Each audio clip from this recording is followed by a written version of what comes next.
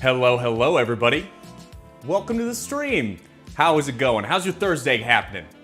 We are a day late, but we're not a dollar short. We've got everything we need to make our amazing chicken and waffles here this afternoon, and I'm so glad you showed up. Thanks for being here. I see we already had Siguric and K-Money here hanging out in chat. You guys are amazing. Thanks for being here. You're our favorite dumbass. Thank you. I am proud to be your favorite dumbass. Well, hopefully this dumbass can guide you through everything that's required to make these chicken and waffles here this afternoon. I also made a promise in my notification thinking maybe I'll make a little bit of honey butter. We've got this hot honey that we just got, and Kevin's a huge fan of it. So I think what I'm gonna do is make a little bit of compound butter here towards the end. And of course, we're gonna serve maple syrup all over our chicken and waffles. So I hope you guys are excited. I sure am. How's your week going? How's everybody doing? I want chicken and waffles now. You know, we are about, I'd say about 90 minutes, maybe an hour and 45 out from having plated chicken and waffles here this afternoon. Oh, you're making butter chicken tonight, Randy. Already got the chicken thighs marinated. What kind of marinade are you doing for your butter chicken tonight? Do you got some sort of like yogurt thing going on? That actually brings me to a point which I will also reiterate here later in stream. We've got our chicken marinating in about a quart or 32 ounces of buttermilk. So the buttermilk is slightly acidic, so it's gonna help to tenderize our chicken and make it even juicier after it comes out of the fryer today. We're gonna be doing a two-step frying method this afternoon, meaning we are going to do a blanch at 300 degrees Fahrenheit for all of our chicken after we've dredged it through our flour mixture, and then we'll turn up the oil to 350 degrees Fahrenheit and put the chicken back down for a second fry, and that's gonna get us that extra crispy crust on the outside. Now, I do have some tips on making a crispier crust here later on, so we'll talk about that a little bit more once we get closer to the frying and dredging point. Yogurt, garam masala, and other spices. Good idea. So the yogurt serves the same purpose that the buttermilk does here with our chicken this afternoon. Like I said, the slight acidity helps to tenderize it up a little bit. That's amazing. I love it. Have you made butter chicken before, Randy? Chicken and waffles. I didn't know what we were gonna make last week, and this, I just got a waffle maker. So we just bought a waffle maker. Megan got it for me for Father's Day. For those of you who are regulars here on the stream, you know how long I've been wanting a waffle maker. It's one of like 3 items that I've had on my wish list for multiple years. So it's like a waffle maker, a blender. I'd like an actual blender other than just the stick blender that I have. And what was the other thing? I can't remember what the other thing is right now. Hopefully I'll remember by the end of the stream so I can add it to my list and make sure we've got it. And don't lie, I'll take you until about 4:45 Mountain to even get a plate out of the cabinet. Well, yeah, that's fair. I talk a lot. You know, I want to make sure you guys are comfortable. I want to make sure everyone's welcome here in chat. Nobody feels ignored. So, of course, this is a live cooking class. Hello to everybody who's joining us across Facebook, Twitch, and YouTube this afternoon. Can we get a shout out from our Facebook friends and our YouTube friends here on stream? Drop a hello in the chat if you're watching over on those 2 platforms. Twitch, I know we got people here on Twitch. You guys are amazing. You're here week after week, and you're awesome for it. But what was I going to say about that? Oh, so what I was getting to was if you have any questions, that's why we do these live streams here like we do, so that you can interact with me in the moment. If something pops into your brain, it doesn't even have to do with the recipe. Please feel free to throw it down in chat, let me know. We'll make a whole conversation out of it. I edit these videos down, so instead of having a full 2-hour live stream, just post on the YouTube and that's all the content that you can possibly get. We take them and I edit them down into like 5 or 6 minute videos. We just put up our short ribs video. I'm very proud of this video, guys. Randy Siguric actually helped with the some of the graphics here. There's like a 7-second piece that's a graph talking about roux in the center of that video, and I am just a complete noob to Adobe Illustrator. Hey, it's Irish Kate. Kate, you've been on my mind lately. I've just been wondering how you're doing. So I'm sorry we haven't chatted, but we're gonna do that here soon. Are you prepared? Are you getting ready for your first 4th of July in Texas? No less. You're gonna be firing off so many fireworks. It's gonna be crazy. You ain't had 4th of July. I was gonna say you haven't experienced 4th of July until you've done it in America. But I'm like, literally the only place that's celebrated is America, so that doesn't make a whole lot of sense. Maybe I should just open my Not Your Father's root beer and have a couple of sips and relax a little bit. What do you think about that? How's Bark, though? Kate, did you see that Wurtzy was on Bubs' show today with Cosmicat? Bubs and Cosmicat do this tier list show, and they had Wirtz, Mayor Wirtz. Shout out to Mayor Wirtz in the chat as their guest today. So they were talking about potluck foods. So I joined in there and got to say hi to Kanara, Nicole, and a whole bunch of other people I hadn't talked to in a minute. My 7 seconds of fame. It literally is 7 seconds. Oh, Bessie, I am fully booked for the weekend up until Tuesday. I am so excited. I was on it a few weeks ago. It was a hell of a time. Were you? I'm sorry I missed that, Kate. I've been so out of touch with everything that goes on Twitch. You know, I'm just living the dad life. So I guess this is your father's root beer. That's this father's root beer. That's 5 seconds more than my personal best. What was the other 2 seconds of fame that you had, Randy? I'm curious about that. Did you get on the Jumbotron at the hockey game? What happened? Speaking of hockey games, you guys see the Avs won? We brought the Stanley Cup back to Colorado. So we watched the game on Sunday night with my friend Phil. He came over and we brought it up on ESPN Plus and had some drinks and a nice meal and got to see the Colorado Avalanche win the Stanley Cup Finals. It was a good time. In the bedroom. Get out of here. We rated cakes. Great peeps, great vibes. Amen to that. We should talk about that after you're done. After you're done. I don't know. After you're done with something. Whenever we have time to actually call each other. So update on Remy. Remy's good. He's living his best life. He's taking nice long naps, and his walker, guys, we have to clear the floor every morning. All the chairs go to the walls. I pick up the network cable that runs to my computer across the kitchen, and he gets in his little walker thing that he scoots around in, and that dude can run. He can and the funniest part is he gets running, and then he knows he's gonna hit something, so he just picks up his legs. For last week, he just picks up his legs and crashes into the couch and thinks it's the funniest thing ever, which it kind of is. You and Philip got to watch the Abs ruin the cup. Well, they did drop it at the end of the match, Randy. You're right about that. Treating Lord Stanley like that. Lord Stanley, bring me some brandy. Who was that announcer out in Pittsburgh for the Pens? Man, if a date night in was here, if Kyle was here, she'd know the answer to this. Mike something? I can't remember. Anyways, guys, I'm sure that you're itching to watch these waffles get made. So let's talk a little bit about the waffle ingredients that we got down here on the counter. Hold on. Let me fix up my cams. Smooth transition, chef. Yeah, I know. Boom, boom. Let's go to 7. Here we go.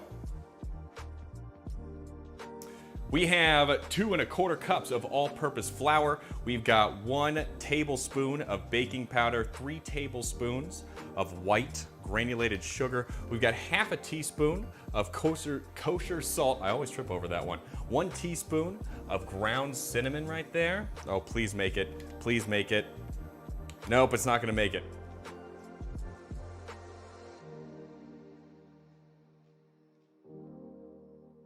And let's continue. We also have 2 eggs, which we're going to be separating into the yolks and the whites. Half of a cup or 4 ounces of vegetable oil. You can use any clear oil you want. Actually, this is canola oil, just to be 100% transparent about this. And then we've got 2 cups of whole milk. We're going to be putting in a teaspoon of vanilla extract. And then I've got this canola oil out right here. You can grab any kind of Pam spray you want. And we're going to be putting that on the waffle maker when we get ready to dump our waffles down. What's up, Tanner? Happy Thursday. We're a day late, all right? So it's not Wednesday weeknight dinner this week. It's just regular-ass Ingrediology Thursday with chicken and waffles here on stream. Thank you to everybody here who's joining us. If you just popped in, that's what we're making this afternoon. If you want to make this recipe for yourself at home, hit exclamation point menu or exclamation point recipe in chat, and that'll take you over to our website. I've prepared an entire recipe guide for you. It's got nutritional information, it's got a shopping list included, an equipment list for everything that you're gonna need to recreate this today in your own kitchen. So I think a really great free resource that we provide to everybody around here. But Tanner, what have you been up to? Oh, and Kate, what was your highest rated cake on the tier show with Bubs and Kat? Going over the equipment we're gonna need this afternoon, guys. We have starting over here. Sorry, don't get sick. We've got our waffle maker, brand new Cuisinart waffle maker. I mean, it's been used twice now because, I mean, obviously I've been making waffles for the family the entire time I have this. We've got the LZ, the landing zone for where our waffles are gonna go. So just a half sheet tray over here. Our oil, which I listed on the website as being 64 fluid ounces. I've got this in a stock pot because I expect there to be a lot of splattering and sputtering and other stuff going on. So we want a high-sided pot for this if you have one. And then I've even got this little mesh like cover right here, this little grease trapper. So you put that over the top. And the reason for this is so that the steam can still escape out of your pan, making sure that whatever you're frying remains crispy because it doesn't have extra moisture in the air in there while it's frying. But it catches the little grease particles that are gonna come flying out of the pan and keep your stove from getting too messy. I'm not promising a clean meal today, but it will be cleaner than it would be otherwise because of that little grate. Now, in this 12-quart Cambro, I have our chicken. This is one whole chicken that I took and I broke down yesterday afternoon. So I broke it down into the legs, the thighs and drumsticks, so 2 parts of the legs. The breasts, which we cut in half because they were actually so large, and then the wing pieces, so the full joint of the wing pieces. And this went in with 1 quart of buttermilk and then a spice mix, which I don't have memorized right now. Again, it's on the website if you want to check that out. So that went in yesterday. We had that in the cooler for 24 hours before starting stream this afternoon. You ever try cooking an omelet in a waffle maker? I have not, Tanner. I think I saw it on like Instagram one time. People just like cracking an egg into the waffle maker and shutting it like a panini press. I mean, I know of better ways to make eggs, but if you're in a rush and that's all you got, then I'm sure it's good. It's probably really crispy on the outside. It's probably like nice and crunchy right up there next to the waffle maker. Have you done it before? Is it? Please let us know. Philip called me yesterday, Randy, and he was asking me to help him move, which I had to say no to because I don't have an entire Saturday to give to him, but he was not happy. I saw that video too. No, I have not, unfortunately, but I'm curious. You know what, Tanner? If you remind me here at the end of stream and we got all the waffles done and everything's good, why don't we throw an egg in the waffle maker? All right? Again, it's going to be like an hour and 45 minutes from now, so if you're still hanging around, just give me a reminder. But we can do that. We can make that happen. Gotta stay hydrated. So the first thing that we need to do, everybody, is get the dredge for our chicken combined, and then we need to get our chicken breaded in this mixture. So pulling the camera back around here to the other side of the board, we're gonna center this on the board, and I'm gonna get the rest of this stuff out of the way because we're gonna dredge chicken, then we're gonna make waffles, and then, okay. And then we're gonna fry chicken. All right, so back down here on the board, just getting all of our waffle ingredients out of the way since we already got our nice 180-degree shot of this. Everybody, if you're just joining us, we are making chicken and waffles today on stream. Hell yeah. Glad you're here. Luckily, Remy got up. So back to our dredging mixture. We have this mixture of, we have this mixture of 4 cups of all-purpose flour, then 2 tablespoons of coarse kosher salt, ground black pepper, 1 tablespoon's worth, and then a teaspoon of cayenne pepper. Can I move these down more? There we go. And a teaspoon of cayenne pepper. Well, what kind of friend are you, Logan? I bet you still haven't. Yeah, well, you know what? I have helped Phil move 3 different times since living here in the 7 years that I've known him in Denver. So I got a free pass here on this one. Plus, he's bragging about this new promotion he got and everything. Like, you can afford a moving company, bro. Stop being so cheap. So we're just gonna combine all these spices, our salt, pepper, and cayenne pepper, into our bowl.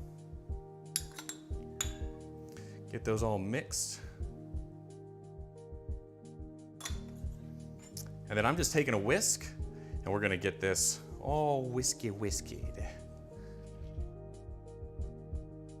Just to combine this. And then this is what we're gonna take and put our chicken into to get it all nice and breaded.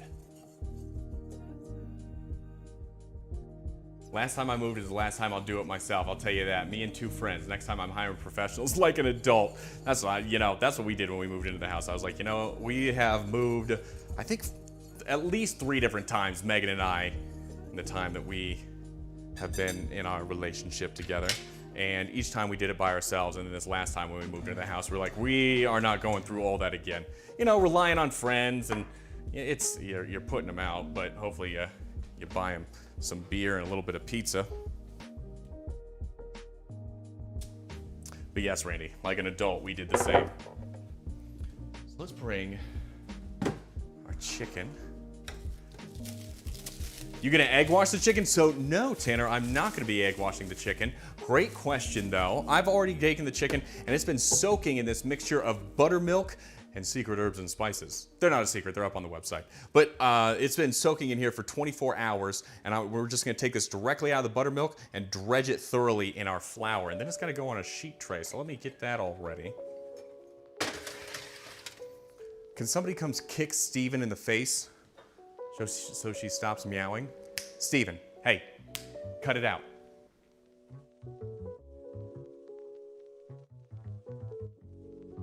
She just sits next to the basement door. Sits down because the other cat, the cat that lives in the basement, the cat who we shall not name, the cat who shall not be named.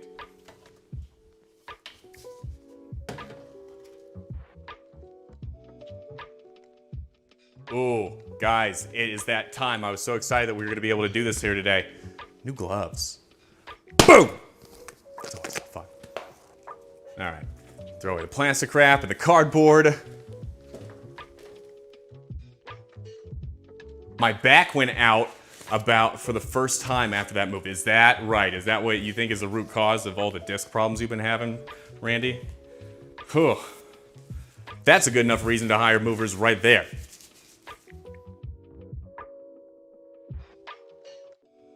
Welcome in, everybody, to Ingrediology. If you're just joining us here on stream, we are making chicken and waffles, if you couldn't tell from the stream title. So we've got our buttermilk chicken right here. We've got our flour dredge. Now, all we got to do is just take these individual pieces of chicken out of the buttermilk and then give it a good toss right there. You know what? We're going to get right...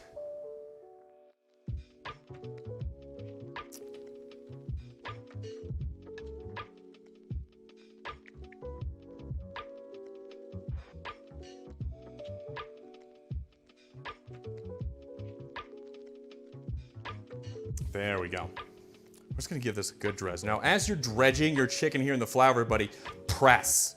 Squeeze all this flour and compact it in a nice layer around the entirety of the piece of chicken that you got going on, okay?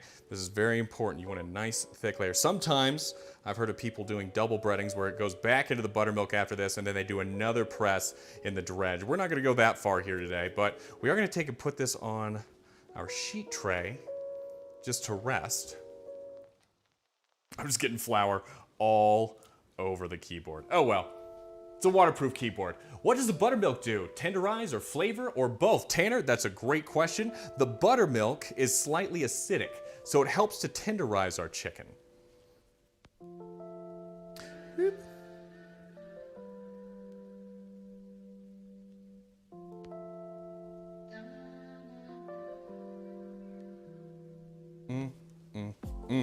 If you feel any damp spots here on the outside of your chicken while you're breading it, just give it another layer of flour, give it another good press, and then once you've stopped feeling damp spots, you know what really sticks up is like the joints in here where the chicken folds together. You want to make sure that that's also stuffed with a good amount of breadcrumbs because you don't want to leave that out. That's how you end up with little naked bits on the outside of your chicken.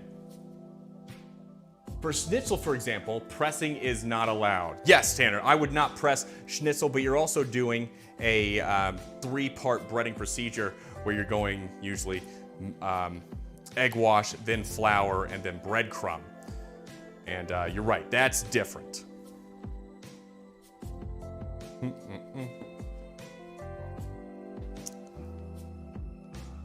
physically can't do it any longer. Oh, I wasn't laughing at that. I mean, sorry, I thought you were telling a joke, Randy.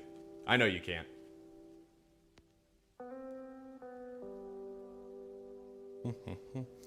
Whereas Tanner, this is just a dredge.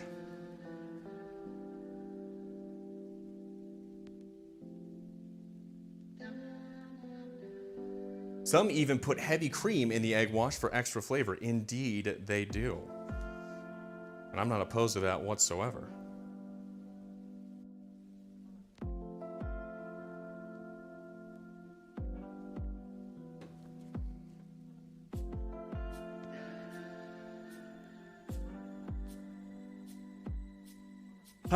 What have you guys been doing this week? Tanner, got anything special going on? Anything fun happening with you? What's it like in Tanner's world right now?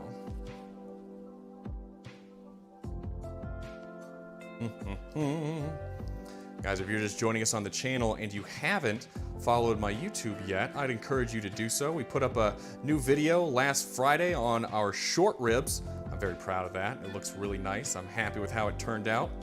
Did a lot of different stuff here this time with it. So go over, check it out.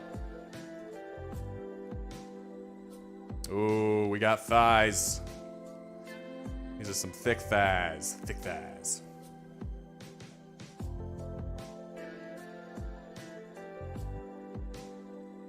You don't want to know? All right, buddy. Well, I hope you're all good.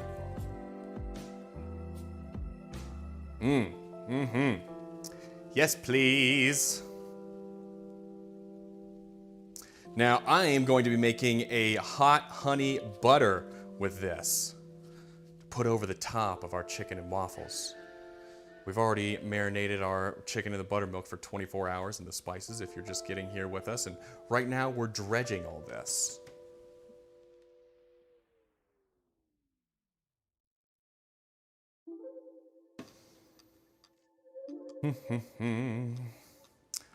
Ooh, baby. Oh, you know what we've been watching? You're my hot honey butter. That's a good nickname. That's a good pet name. What's up, hot honey butter?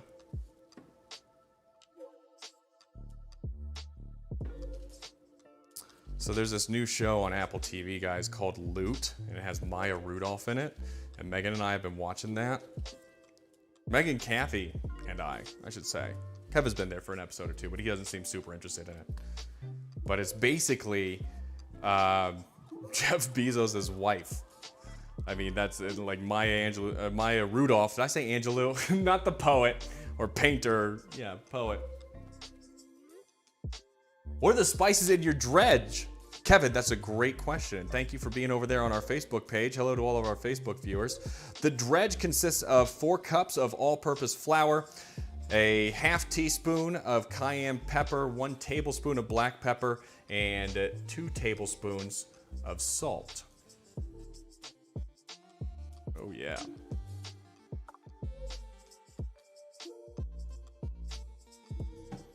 And then I should pull up the buttermilk marinade here in a second. What kind of loser has Apple TV?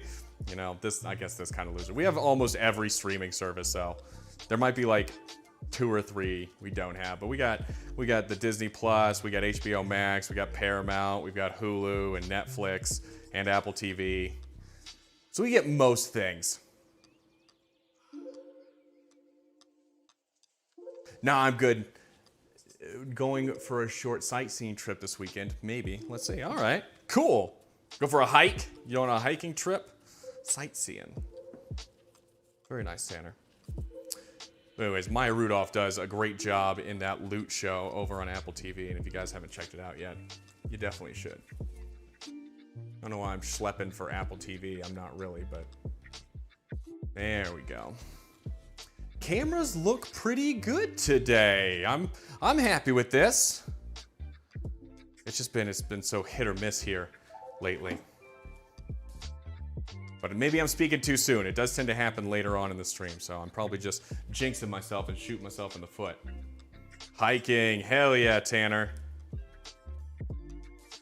I got these nice Merrell hiking boots. We've had them for like 5 years now, and they're still great. They're still comfy.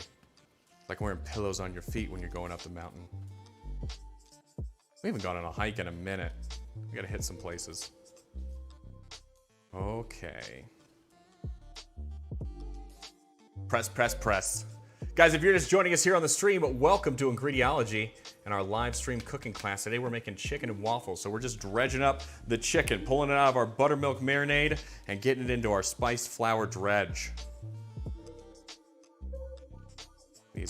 That was 2 of the breasts. Now I also separated the tenders from the breast. So I've got these like chicken tenders down here that I'm gonna bread separately. They're not gonna be skin on. They're not gonna get quite as crispy on the outside as like our skin on pieces that we got going right here.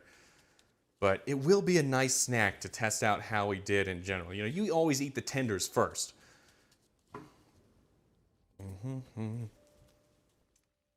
Kate, you had any fried chicken down in Texas yet? I heard Ted Lasso was good, but I don't voluntarily give Apple money. Ted Lasso is really good. It's probably our favorite show. No joke, it's our favorite show on television.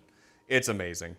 Jason Sudeikis does a great job as Ted Lasso. The whole cast is amazing. I've gotten much better at identifying British accents, like Liverpool or London or Wales or Scottish or other accents from around the British Isles. Just because of that show, which is fun. It's cool. It's a fun new skill.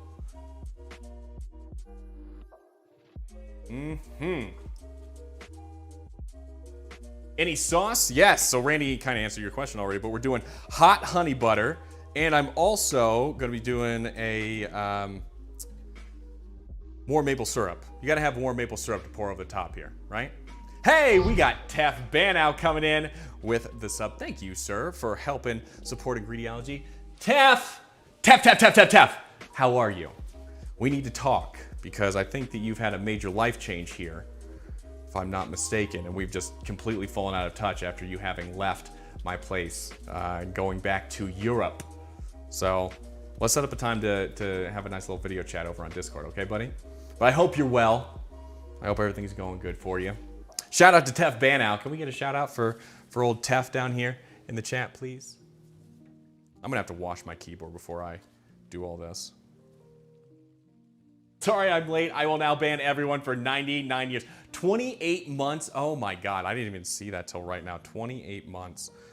Have we been doing this long? 28 months.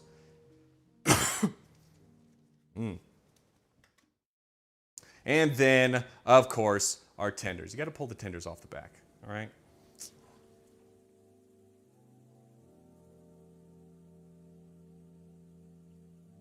My current favorite show is Alone on History. Is that like Naked and Afraid?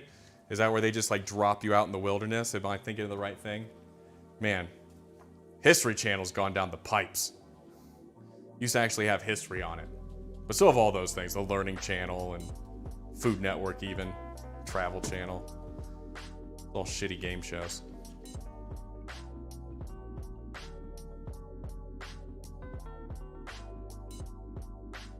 That life change is going to court, but else life is good. Oh, all right. Well, I'm sorry to hear that, Tef. Even more reason for us to catch up and chat. All right. Snake Eye, what's up, Snake Eye? Good to see you today in Bubs' stream over on the tier thing with Cosmic Cat. That looked like a really fun show, and Wurtsy seemed to be doing really well. I watched about half of it. I was out on a walk with Remy at the time when it started, so I hopped in while I could. Talked with Pinar and you guys. Did you do the chicken dance yet? I have not done the chicken dance yet, Snake Eye. We'll have to do the chicken dance while we're frying up the chicken. We've already got a request for someone for me to cook an egg inside of the waffle maker. So now we got the chicken dance going on too. What's up, Snake Eye? Can we get a shout out for Snake Eye DIY, a fellow Twitch streamer just like Tef here on Twitch? You guys are awesome. You've been making anything cool lately, my friend? Do the chicken calf dance? It's just me like flexing my calves. It's ridiculous.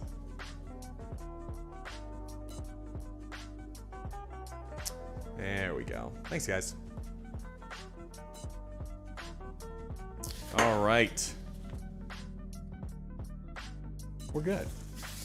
Ooh. So I will give you guys this tip. If you want to make your chicken even crispier on the outside, then go ahead and do this dredging step, the breading step, in advance of when you cook it. Maybe like 4 hours, you can even do overnight. But if you get it dredged and then you put it back in the cooler to basically dehydrate, suck out all the moisture on the outside right there. When you fry it, it'll be even crispier, all right? You might want to do a second dredge because some of the moisture will penetrate your breading as it sits in the cooler overnight, but I promise you, it's worth the while. I just wanted to dredge this with you guys here on stream. That's why I didn't do it in advance. I thought about doing it this morning, but I was like, I've already marinated the chicken. I can't have it pre-dredged. So it's just like, hi, welcome to the stream. We're frying chicken. You know, gotta have a little bit more substance than that.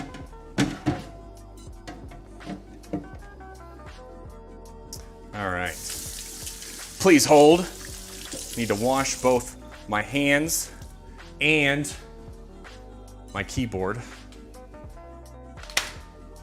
These dirty dishes out of here. Look at this. Look at how gross my keyboard is from hitting the hotkeys. Ooh. Ooh. All right, anyways. These are probably gonna go haywire here for a second.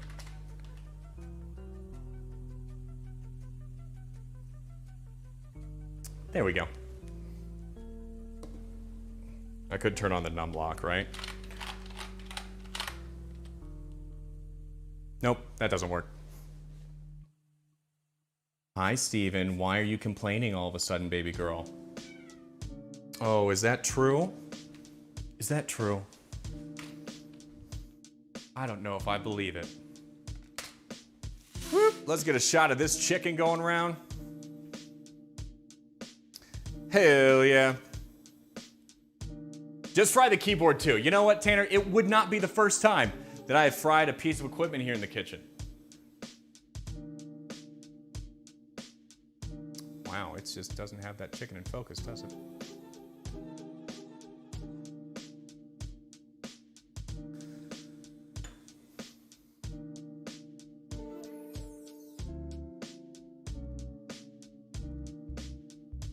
I just want to deep fry. Snake Eye has already provided for you the link to see that time that I deep fried the camera.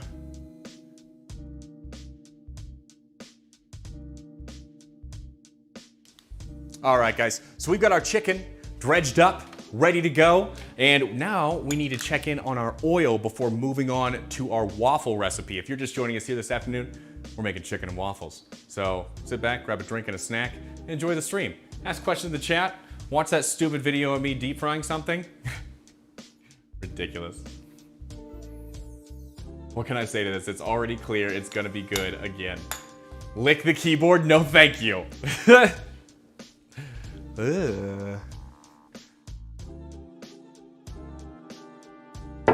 guys are gross. You're so gross. Why do I hang out with you guys?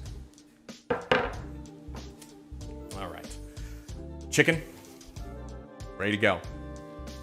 We gotta check in on our oil real quick, so why don't we go over to the stove? Okay. Are these regular waffles, like sweet or more spicy? So the waffles themselves, Tanner, that's another good question, are going to be a Belgian style waffle. They have 3 tablespoons of sugar in them, and that's really it so far as a sweetening. And this will make like 8 to 10 waffles, to be fair. Now, we've got our oil right here. So I wouldn't say they're overly sweet. It's really about what you put on them. You could treat this as a savory waffle, I suppose. Now, we're gonna be doing, for those of you just coming in, we're gonna be doing 2 different fries here on the chicken. Our first fry is gonna be what's known as a blanch fry, so it's done at a lower temperature. We're aiming it for 300 degrees here in the fryer. So I've got my temperature on the lowest possible setting down here on the stove. You just want to slowly raise this up, especially if you're just doing this in a stock pot like I am. If you're gonna fry later, if you got something that will regulate the temperature of your fry oil for you, please use that. I need to get another Fry Daddy. The video that you guys saw of me deep frying the camera was in the old Fry-olator that I used to have, and It died. The fryer died before the camera died. Weird, I know.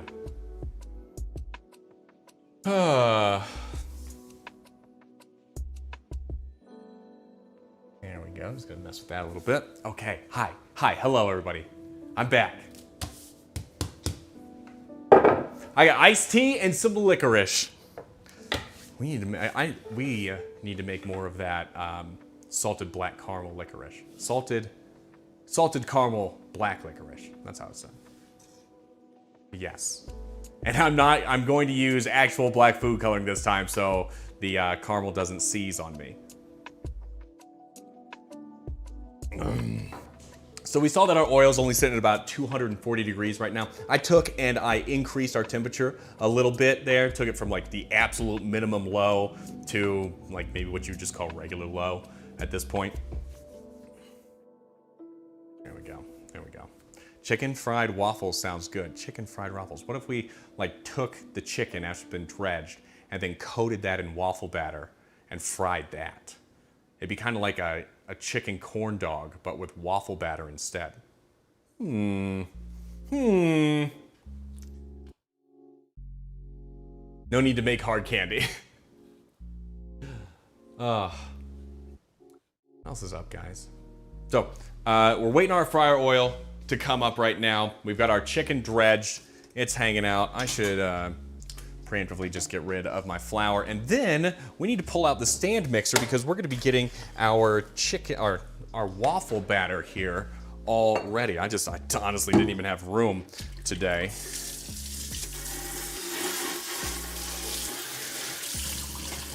To set up on the countertop while I was getting ready. So out comes the stand mixer. It's basically turned into a podcast because you're watching my microwave. But we got our stand mixer out right here. I'm gonna set this up on the other side. That might give clearance for the dolly. It might not, probably doesn't. There we go.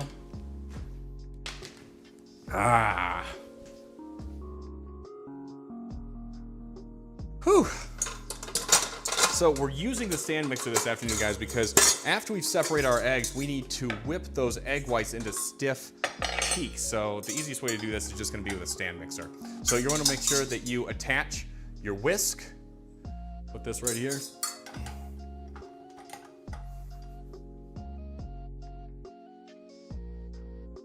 Chicken and waffles is not that common here. Never had it. Well, actually easy to try. So yeah, exactly. Well, you just need two components. You need to be able to make fried chicken, which is pretty straightforward, and make waffles, you know? If you got a waffle maker, you can make chicken and waffles, basically. But it's a great combination. It's one of those foods that were stumbled upon that are just two great tastes that go great together. That taste great together. Wrap chicken skin around the waffle, then batter it and fry it. Horror show carny food with Snake Eye DIY. Put the head of the chicken right in the center of it. Yeah, freaking me out, Snake Eye. Oh, man, my head is extra big today, isn't it? I kind of zoomed in for the main camera. Looking greasy. I think I need some foundation, guys. Megan didn't put any makeup on me today. She doesn't ever put makeup on me. But not that you know of. All right, so we are gonna get this waffle recipe going, pulling out all the ingredients there.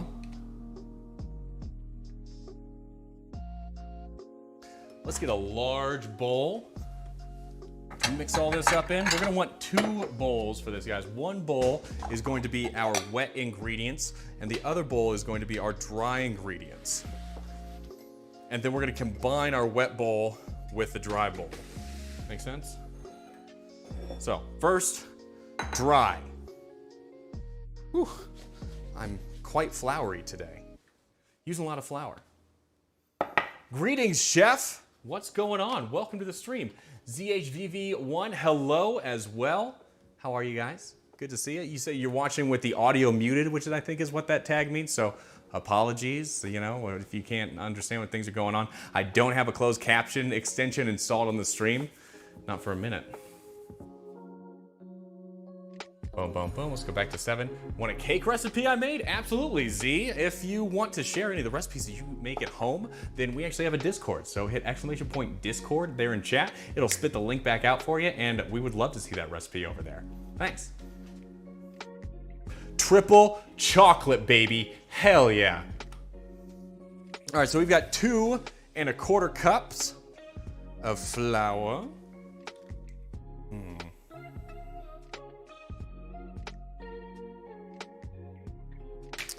We've got baking powder. We've also got our salt and cinnamon. This is half a teaspoon of salt and 1 teaspoon of ground cinnamon, and then 3 tablespoons of our sugar. 3 tablespoons of just regular white granulated sugar.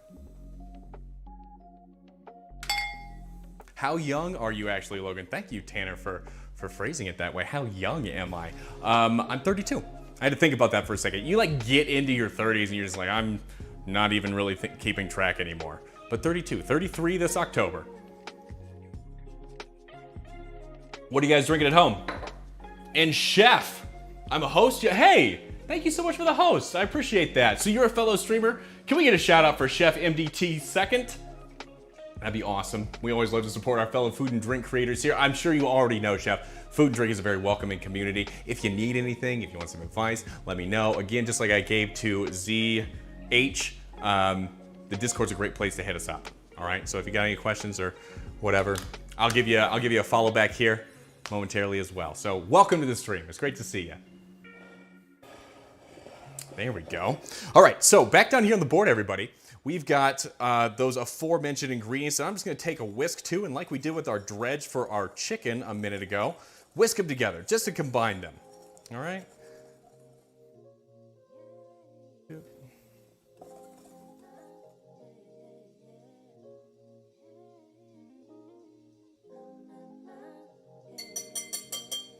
All right, now we need to get our wet ingredients going. So, over here, get another bowl. We have our wet ingredients, which are going to consist of our vegetable oil. We've got half of a cup or 4 ounces of vegetable oil going on right here. Pop it up. 2 cups of whole milk.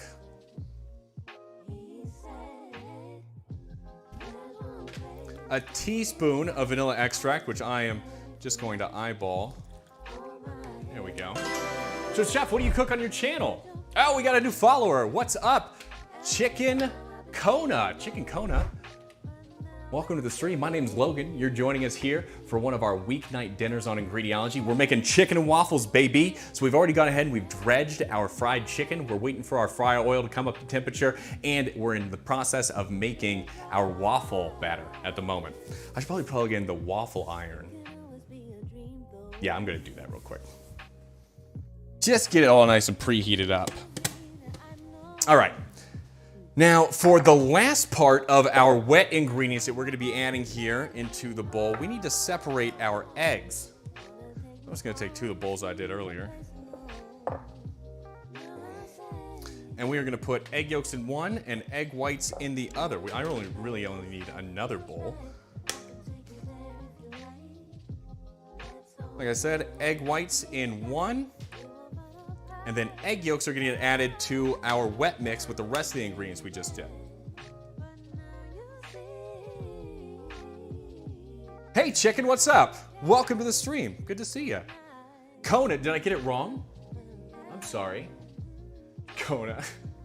Oh, that must have been something that Stream Elements did. It saw your name and it changed it to Kona. Isn't that how it popped up on the screen? That's Stream Elements doing that. But yeah, hey, how you doing? They must not let you near too many chicken coops, right? Are you a fox? Are you a literal fox watching the stream right now? So I've been watching too much Peppa Pig. It's fine. You don't necessarily have to be PG.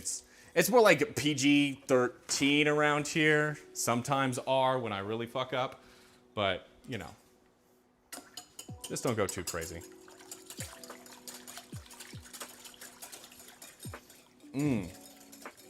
So with our egg whites all separated, we're gonna put these off to the side because we're gonna get ready to mix those. And we just need to mix together all of our wet ingredients. Now we're gonna keep these separate for the time being until it's time for us to combine everything together. So the next order of business is gonna get our egg whites whipped up in the stand mixer. How do I wanna do this? How do I wanna do this? We're gonna bring this over here. I'm gonna set that there, and then we're gonna go like that. That's what we're gonna do.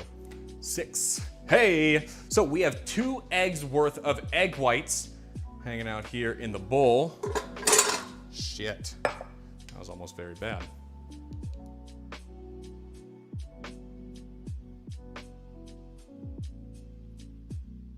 Whew. Almost knocked the camera out. KitchenAid commercial. Can I see the bottom of the bowl right here?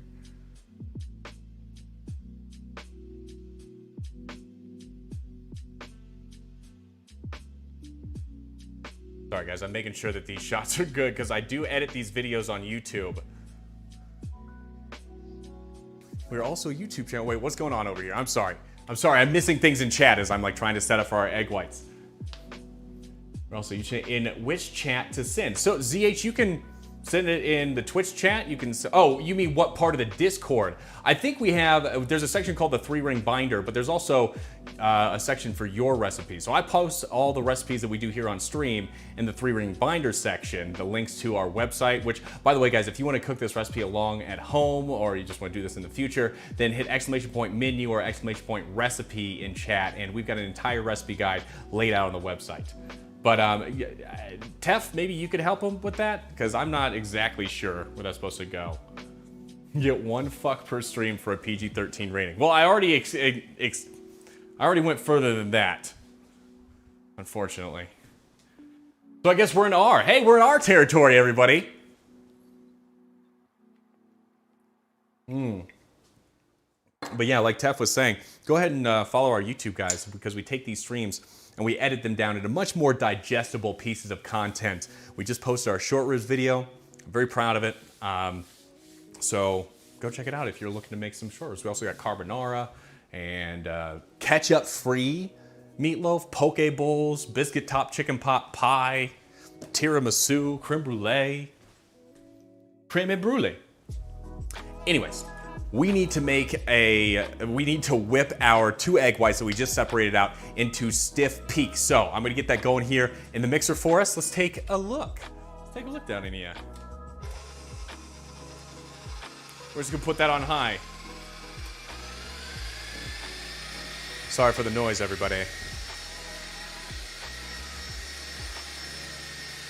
Thanks, guys. Yeah, give us a follow. We're trying to get monetized here by the end of the year, but monetization means 1,000 followers and 4,000 hours watched. And I think we're at 100 hours watched and just barely at 100 followers, not even 100 followers. We're like 93.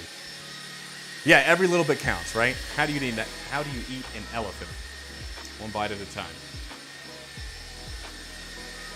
So this will take a couple of minutes. You can already see that our egg whites are beginning to foam.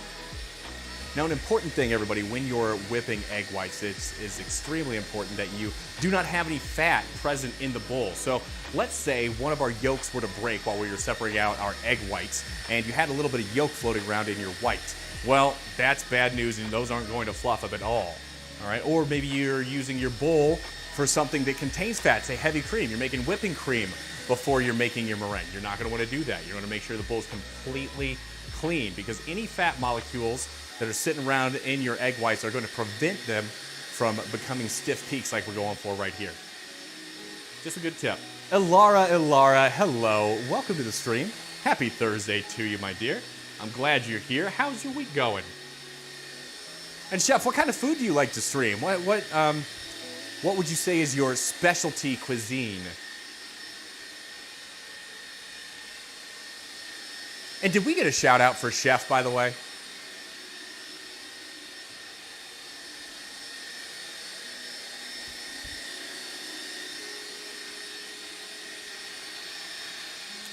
We're getting there. All right, great, Z. Thank you so much for submitting your chocolate cake recipe. Can't wait to take a look at it. You know, I gotta be honest, I'm more of a pie person. If I was given the choice between pie and cake, I'd go pie every time. What would you guys do? Do we have any cake lovers and pie haters? My week is crummy between being sick and my homie's mom passing away Monday evening. Laura, I'm very sorry to hear that. I hope that you and your family can grow closer during this time and really lean on each other to help heal. So I'm sending my love your way. All right, Z, well, take it easy. It's almost 1 in the morning in Russia. So yeah, well, you have a good one, my friend. And thank you so much for being here and joining us.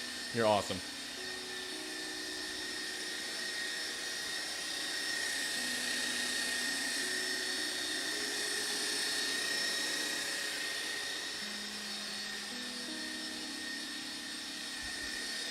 All right, let's just kill this here. You see how it's holding its shape after the whisk has passed through it? Whoop! If you take your whisk and you lift it up and it's holding its shape just like that, that's what you're looking for, okay? So I'm very happy with these egg whites right here. We are going to bring this back over here to the side. Man, I've got a bunch of crap here hanging out.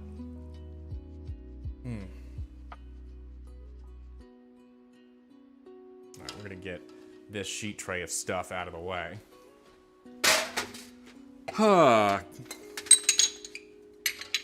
Guys and gals, if you're just joining us here on Ingrediology, thank you for being around for our Thursday weeknight dinner. We're doing chicken and waffles today. Exclamation point menu if you'd like to see the recipe for this.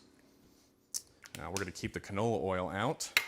Now, as I said before, we've got our 2 bowls of stuff.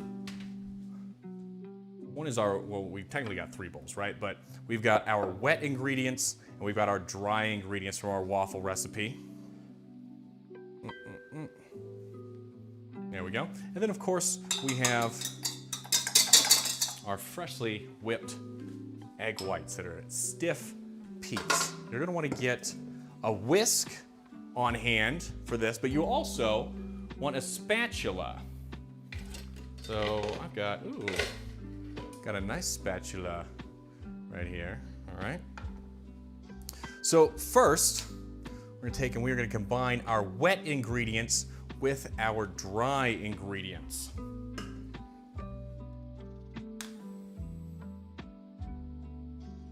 So this is a mixture of 2 cups of whole milk, a teaspoon of vanilla extract, 2 egg yolks, and a half a cup of vegetable oil.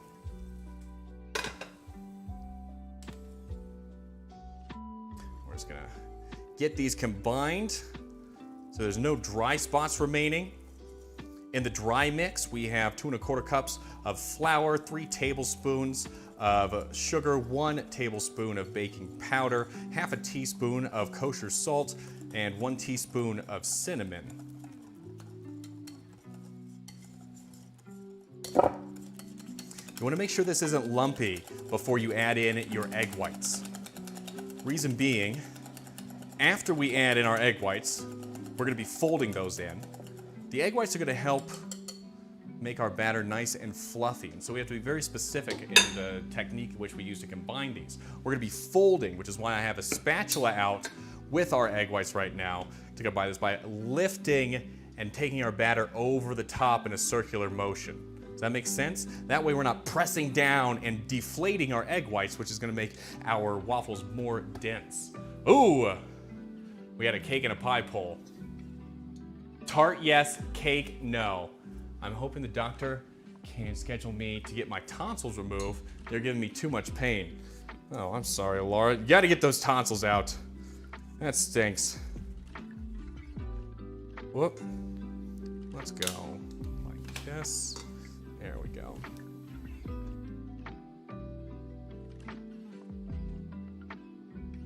I had to get my adenoids out a few years ago. Well, like a few years ago, like 15, 16 years ago.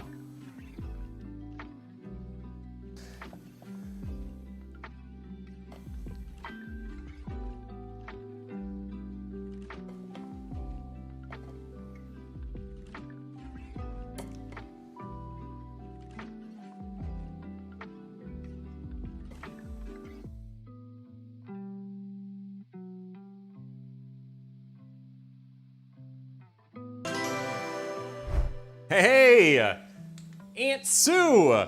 Thank you for being here on stream. Thank you for the like. M. Luck, welcome to the stream as well. Happy Thursday to you both. Can we get a shout out for Luck, please? Fellow streamer here on the channel. Oh, a spinning camera. Yes, Alara. We got a nice spinny cam here on stream. So you guys can see how this looks chunky like cottage cheese as we're still combining the meringue and whatnot. We're doing this motion of lifting from the bottom and gently pulling our batter over the top. Just folding this together slowly. We're making chicken and waffles here today on stream, everybody. If you're just joining us, we've got some Belgian-style waffle batter. I've already got our chicken dredged and waiting to be fried. We're waiting for the oil to come up to temperature presently. Miss Atlanta Sims, how are you, my dear?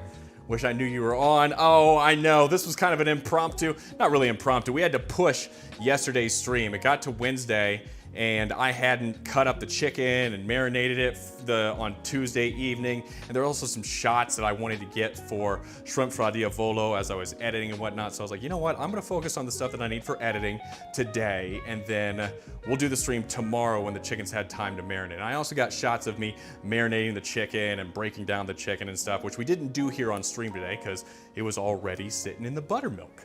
Guys, if you want to check out this recipe and make it for yourselves at home, you can hit !menu or !recipe in chat. The bot will spit you back out the link for that.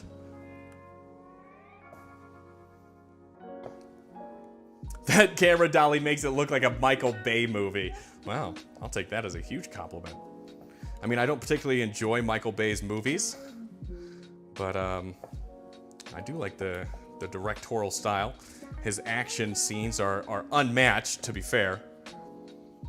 Now you see how we still have some chunks hanging out inside of our batter? We're gonna continue to mix this until we don't have any little white icebergs remaining. But again, just to restate it, very gently, lifting from the bottom, folding the batter over the top so this gets mixed completely. Sue, we were thinking of you the other day because we had some meatball subs again for dinner. Oh my gosh, it is Kanara, the great Kanara. Can we get a shout out for Kanara? And did we also get a shout out for M. Luck as well, a fellow food and drink streamer on Twitch, who you guys definitely need to be following. Both Luck and Kanara are incredible. So let's make sure we're giving them some love here in chat. Kanara, how are you, my dear? Kanara is currently making a partner push because she's killing the Twitch game. And for those of you joining us on YouTube and Facebook, I know this is weird. This is a lot. You got a lot of people talking in different places. Just watch the chat. Watch the chat. You'll see things being transferred by the Restream bot, making sure that everybody's on the same page. Good news, I've started back cooking. Baby steps still, but at least I'm in the kitchen. That's awesome to hear. What have you been making, Miss Atlanta Sims? What have you been cooking up?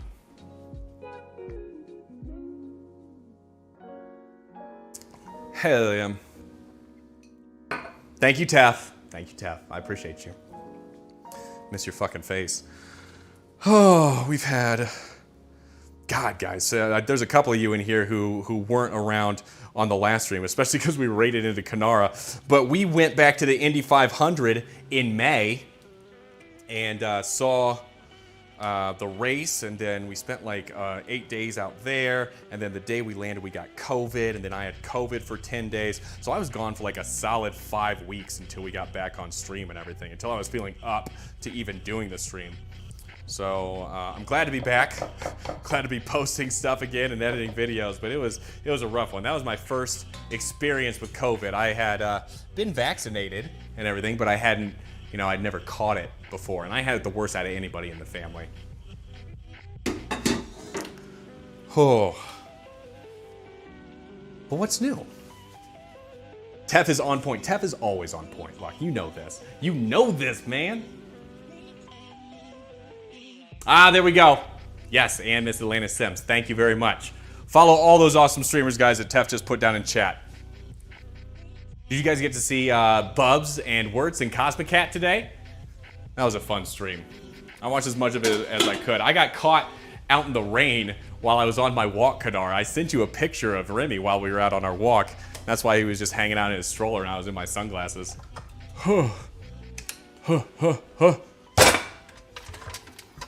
Okay, there we go. Mixer's put away. Camera's looking good. Now we've got all this. It is nice to say it sometimes. It's always good to tell good people they're doing a great job. You're right. Because sometimes you can go a while and no one ever tells it to you. They just assume you know. And you don't always. All right, go get your food. Oh, I know Kanara. He's 8 months. He's 8 months old as of like last Tuesday or whenever the 20th of June was, last week. And I mean, he's got to be pushing 20 pounds. I mean, he's scooting around the house in his little walker. He can run. It's funny, he's a little too mobile in the walker. His favorite game is going over to the stove and pulling the towel off the rack and then running away with it. He also loves the side of my computer. So my computer is under the desk over here on the other side of the island. I have a desk and like, this is where I work. It's right here in this space, like all the time. And he pulls right up to the edge of the desk. He can't get under it because he'll bump his head. So I make sure there's chairs in front and whatnot. But he watches the RGB colored CPU cooling fan that goes round and round. He'll just like rest his head on the steering wheel of his walker and like, it's the cutest.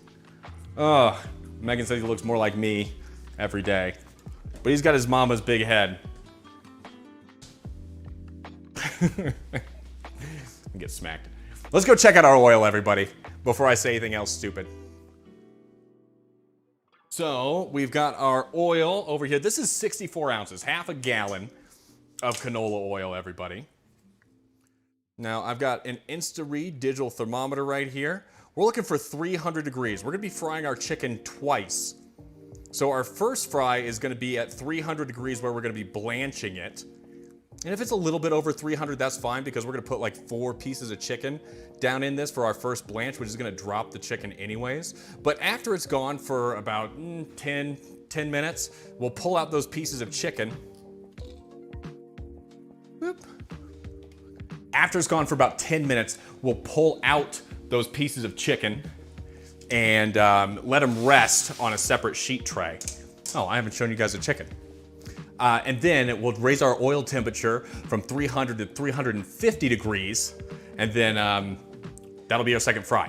All right, then we'll do our second fry at 350 degrees, get extra crispy chicken, okay? 2 fries, 1 blanch, 1 at 350.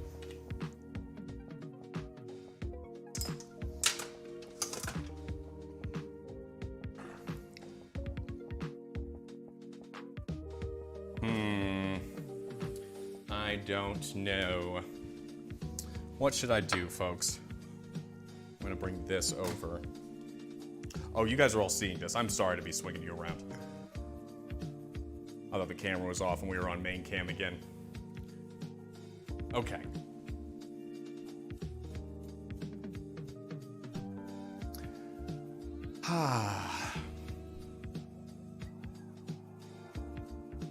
All right, so we are at 350 Logan, degrees over here, everybody. I'm gonna put a pair of gloves on and put down our first 4 pieces of chicken. When you're doing this, you wanna make sure that these are 4 similarly sized pieces of chicken, so don't put in like 2 chicken tenders and then a whole breast and expect them to cook at the same rate. We're gonna be doing, let's do two thighs and then 2 breast halves, okay? Oh, let's take you back down there. Logan, yep, now we've found our stride. Keep it You're gonna going. pay Yes, for that well later, done. I know. Let's go. I wasn't vegetarian. That sounds amazing. I'm glad you're not vegetarian. You would not fare very well on this stream. Scoop Master Funk, what's up, Scoop? I'm just so curious what your recipe is. I made Liege waffles not that long ago, and also buttermilk fried chicken. So the difference between these waffles and Liege waffles is gonna be that Liege waffles Logan, use yeast as a leavening agent. Yes, We've sir. only used baking powder here for our waffle batter, okay? So this is just baking powder that's sitting in here, hanging out with a meringue and whatnot. You make it pretty much the same as regular Belgian waffles, except with the Liege waffles, you have to allow them time to proof the dough, basically. Let your yeast do the work that it needs to do. So it requires a stint overnight, at least, in the cooler, covered. So this is a little bit quicker. That's why I like this recipe better, because I can get up in the morning and I can throw this batter together and just have waffles in like 45 minutes. Okay, 4 pieces of chicken. We got 2 thighs right here.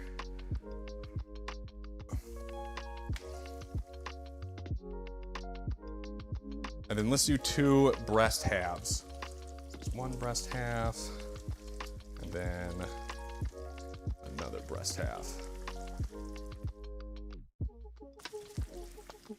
Ooh, baby. Bubbling away. It's not that, I mean, it is vigorous, but it's not super hot. Again, remember, our oil's only at 300 degrees, so we're gonna get that covered, a little grease thing right here. And then I have to go visit the little boy's room. So give me like a minute.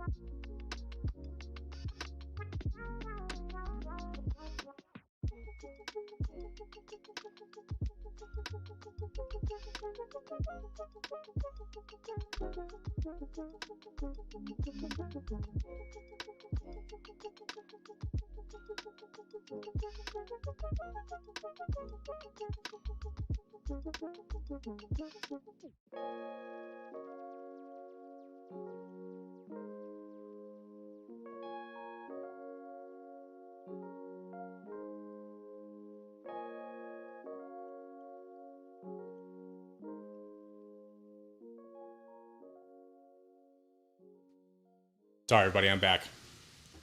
Too much not your father's root beer. Let me catch up with chat real quick. Whew. Chicken and waffles, hangover food, comfort food, great for dinner. It's great in all situations. I don't even have my mic on. It's great in all situations, I was saying. Oh, it's just such a chore when you have to use a restroom.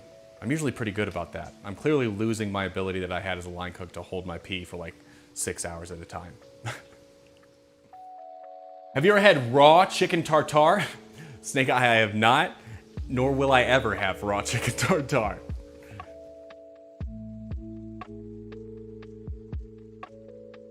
Okay, well, that was a quick chat catch up.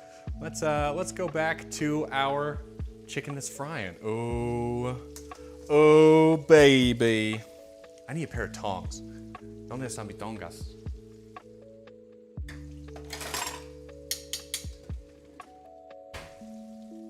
Guys, if you're just joining us here in Ingrediology, we are making chicken and waffles today on stream. That's why the stream title is Welcome to Roscoe's. This is our buttermilk fried chicken.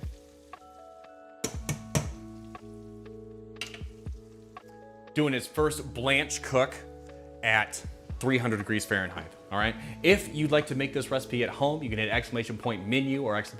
recipe in chat, and that will take you, it'll give you a link to take you over to our website where you can follow along with the class guide. I've got all the recipes. The recipes also function as a shopping list. There's nutritional information. There's an equipment list, so you know exactly what you're gonna need to recreate this recipe for yourself at home. It's a handy little resource that we put out for free here on Ingrediology, so you're welcome. You think a spicy mayo would go with this too? Ooh, I certainly do, Tanner. I think just about anything goes with chicken and waffles. There's so many different directions you can go. You can go like the spicy mayo side, or you can do like a straight up chocolate sauce or a lavender maple syrup. You can do macerated berries. You can do, like we're gonna be doing this afternoon, a hot honey butter. So I'm gonna be taking some of Mike's hot honey and mixing that with butter, and that's all you need. Just a little compound butter, and we're gonna be spreading that over the top of our waffles. You're welcome. Chive mayo, my new go-to. Ooh, I like the way you're thinking, Luck. Chive mayo is a good one.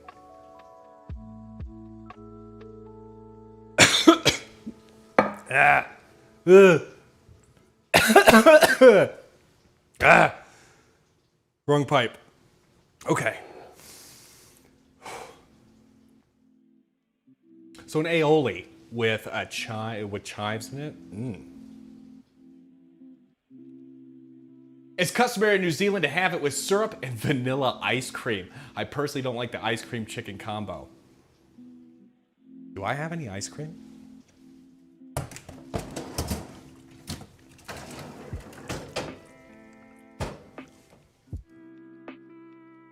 I got sea salt caramel oat milk ice cream. Halo top, this is mint chocolate chip. And we got Talenti, but it's pistachio. Yeah, you really just want like vanilla ice cream for this, right? Like.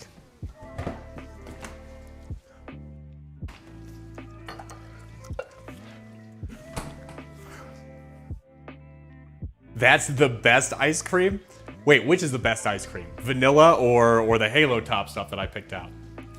Iced oats? Well, I mean, it's oat milk that's been turned into ice cream. Don't ask me. I didn't make this up. I didn't create this thing.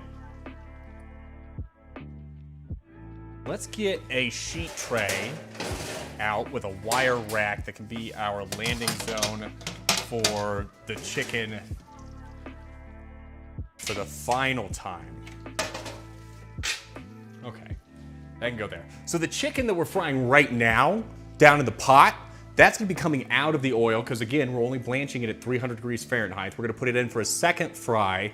So in between that first and second fry, it can rest on the sheet tray that it came off of, okay? Now, after we put it in for the second time and then pull it out, it's going to go to a new clean sheet tray. That way we don't have any cross-contamination there. But it's totally fine if it goes back on the raw sheet tray right now, because it is going to get fried a second time at 350 degrees.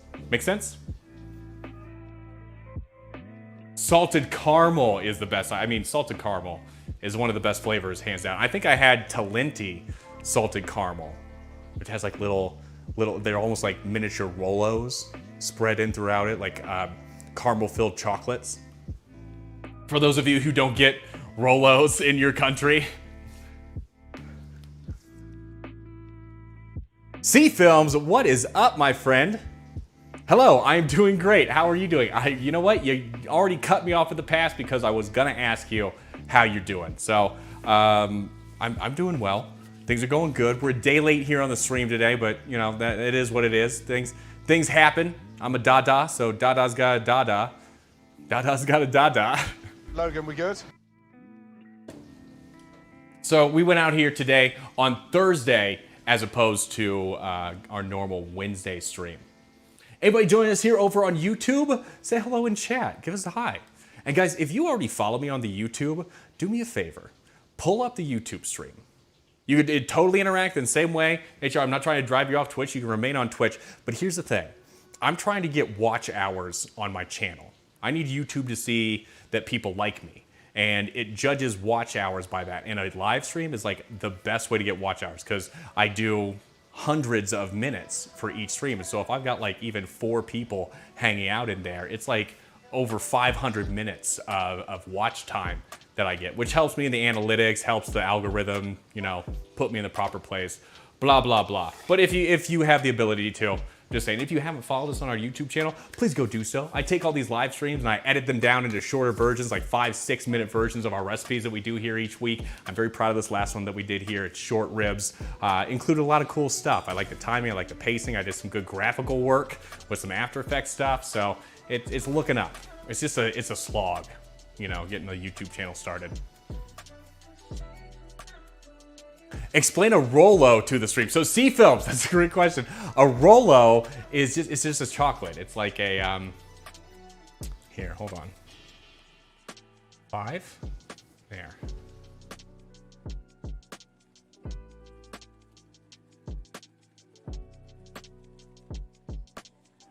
This is a Rolo. So it's like a little caramel-filled, like a caramel-filled candy like this, and they come in a strip, like in this little roll right here. It's a Rolo. They're caramel. They're chocolate caramels.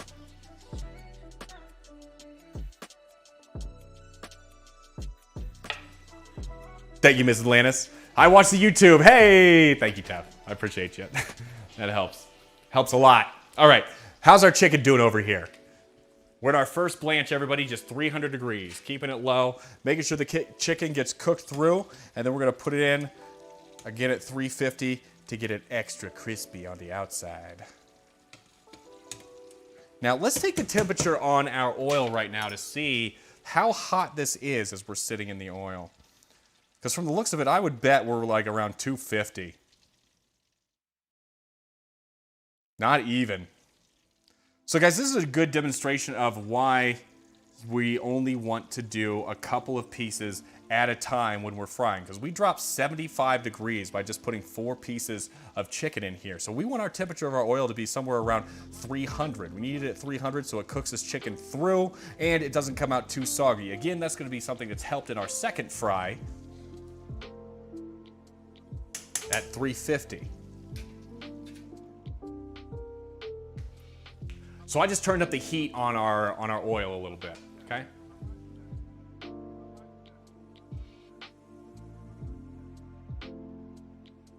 You also have something like chicken fried steak in the States, but it's not chicken. Yeah, that's right, Tanner. So chicken fried steak is a piece of, it might be, it's not good steak. Okay, let's just leave it at that. It's not good steak that is done like fried chicken. Although oftentimes they do a 3-step breading procedure on the steak.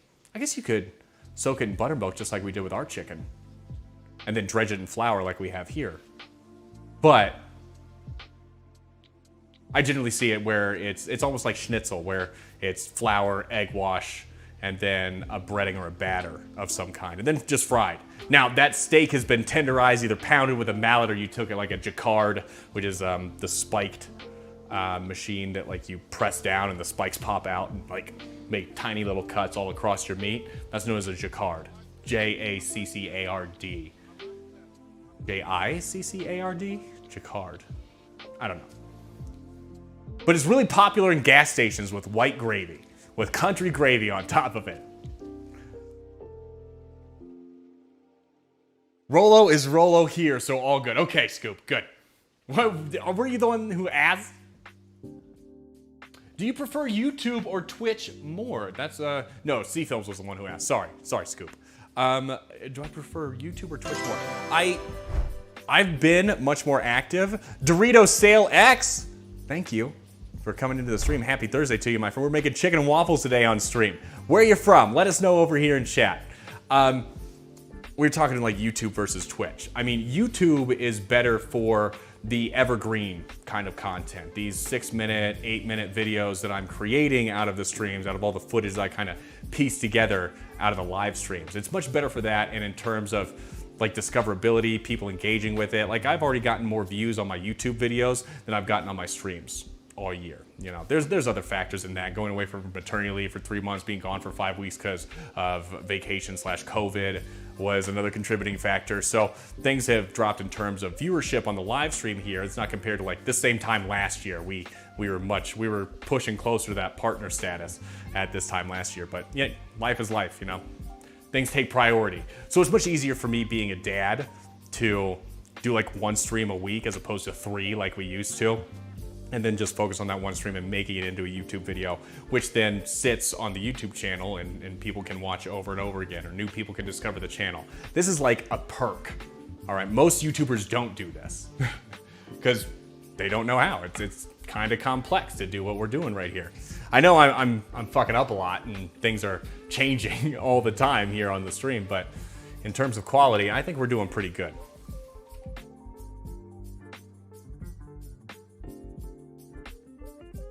Oh, Doritos Alex. And I'm in the UK at the moment. I'll be back in the US on the 18th. Well, safe travels back here to the US, my friend.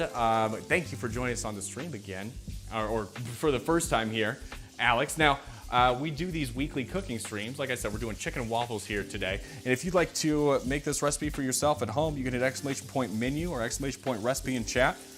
And if you'd like to help us out on the YouTube channel side of things, where I'm making those videos that we were just talking about, just hit !YouTube. Jacquard. Is that correct, Snake Eye, or are you messing with me? It's like 50-50, like if you actually looked it up and spelled it right, or if you're just bullshitting me. All right, it's 2 C's. I thought you spelled it with 3 C's, so I'm like, I know you're messing with me. Well, Sheets is a great restaurant, Scoop. Sheets.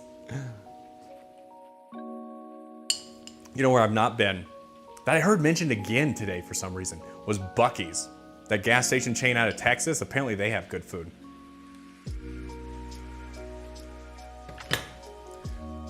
For a gas station, I suppose. I don't really know. All right. We're gonna get a thermometer here into one of these pieces of chicken. So it's important, guys, when you're temping whole pieces of chicken, like these are thighs, so they are bone in, that you're putting your probe, that first half inch of your probe, that's the only temperature sensing part, right up next to the bone. You wanna feel the bone right there inside of your thigh so that you're getting an accurate temperature read. We're sitting at about 143 right now. Kathy, your leg is looking great on stream, by the way, might I add. It is. What was I saying? Oh, the bone acts as an insulator. All right, so it's gonna be the last thing to cook, and it doesn't heat up like the rest of the meat. So it's coolest right there around the outside of the bone. So that's where you wanna be putting the probe so you sense the temperature. Now with the breast, you're just gonna be putting this probe into the thickest part of the breast that you can find, okay? The game is, what is the lowest temperature that I can find? Because that's your true temperature on the meat. Nice shoes in the background there, says Scoop. That's you, Kat, that's not me. They are nice. They look to be Skechers, Scoop. Skechers. Yeah, you heard it here first. I'm always messing with you. I know you are, Snake Guy. Gas stations are my favorite restaurants, says Tanner. Jokes aside, aren't gas stations the reason why Michelin guides come from? So yeah, the kind of the road culture of America and the burgeoning road culture of Europe back in the day led to these Michelin guides. And Michelin is the same Michelin that you're thinking of, the Michelin Man, the tire company. They were like, well, you know, we're known for travel, so why don't we put out this little travel guide? And then it became the de facto rating for restaurants because it was so thorough all around the world. So Michelin stars and Michelin tires are the same thing, guys, if you didn't know. Great talking point, Tanner, thank you. You're throwing me really great softballs here today, and I appreciate you for it. Logan. No cap, great looking leg for no, sure. no. I'll have to go get a pair. Let's go. Logan.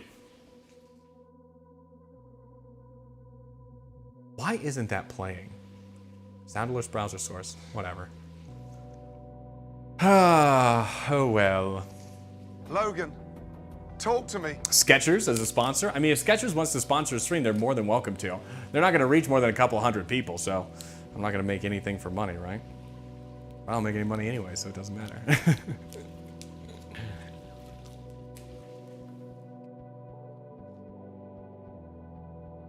It's been playing for you guys? Okay, good. Good, I'm glad that you guys can hear it, because I must not have it set up as a monitor on my side.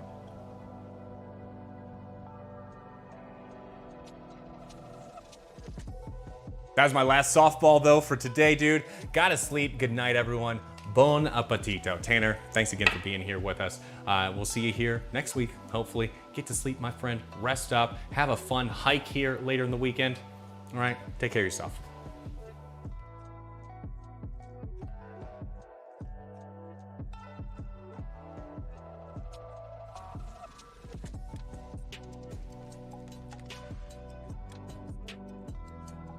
All right, we're looking for 165 on our internal temperature here on the chicken. Could you get away with 155? Yeah, you absolutely could.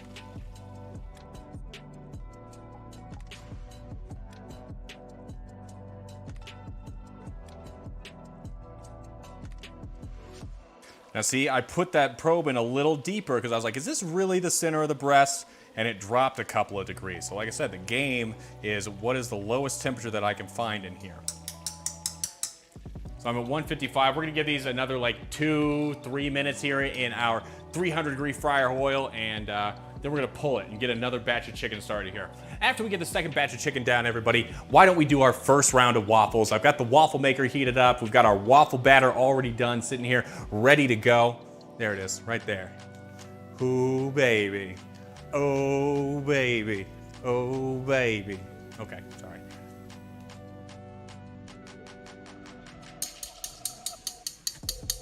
Ooh, you're absolutely right. I am going to be putting on a honey glaze. Why don't we pull out the butter for that? I've got the butter ready to go. Híjole. Come on. 7, 6. Why am I... Oh, no. There we go. 7. I hit Num's lock accidentally. So we've got some butter. I'm going to get a stick of butter out. And then we've got some Mike's Hot Honey. Ooh. Not a sponsor either, but I am going to be using their product here on stream today.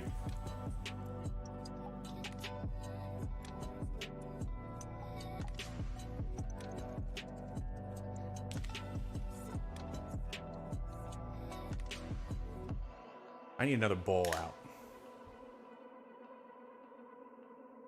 Ba ba ba ba ba ba. Uh-oh.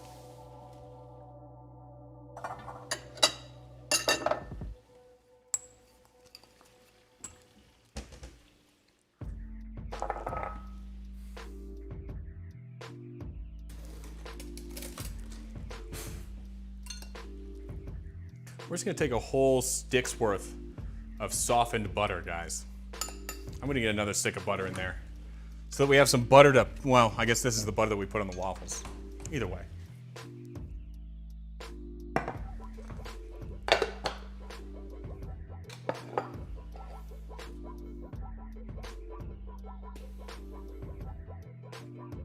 Let's put in like 2 tablespoons of the Mike's Hot Honey.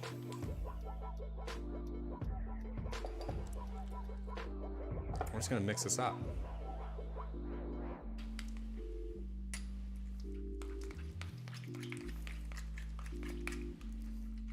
Now this is already salted butter.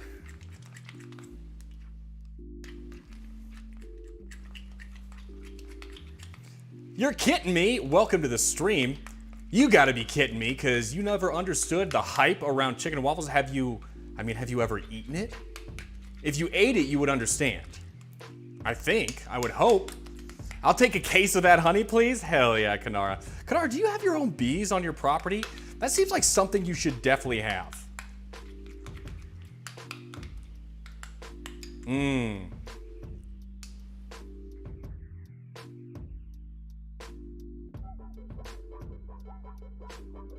Not as shaky today, that's good. Chef, show the extra hot honey. So we got the hot honey right here, everybody. But then Kevin also has the extra hot variety, which is made, I don't know what it's made with. A different kind of pepper, more kinds of peppers.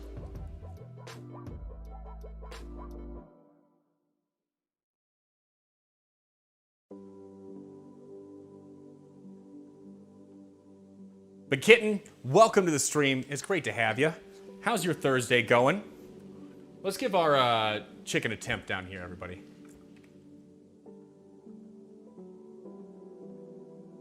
You need to fly across the ditch to Auckland? Nope, Aussie here. It's not as popular. Oh, that's a damn shame. You need some butter for your butter. Yeah, I do. I keep multiple pounds of butter in this house at all times. And right now, we're down to our last like 3/4 of a pound. But luckily, we're getting our milk delivery tomorrow. They deliver a pound of butter, a gallon of whole milk, lactose-free milk, a gallon of orange juice, and a loaf of bread every Friday. At like 3 in the morning. We're only at like 140 on that one piece right there. Oh, I will. I will, Snake Eye.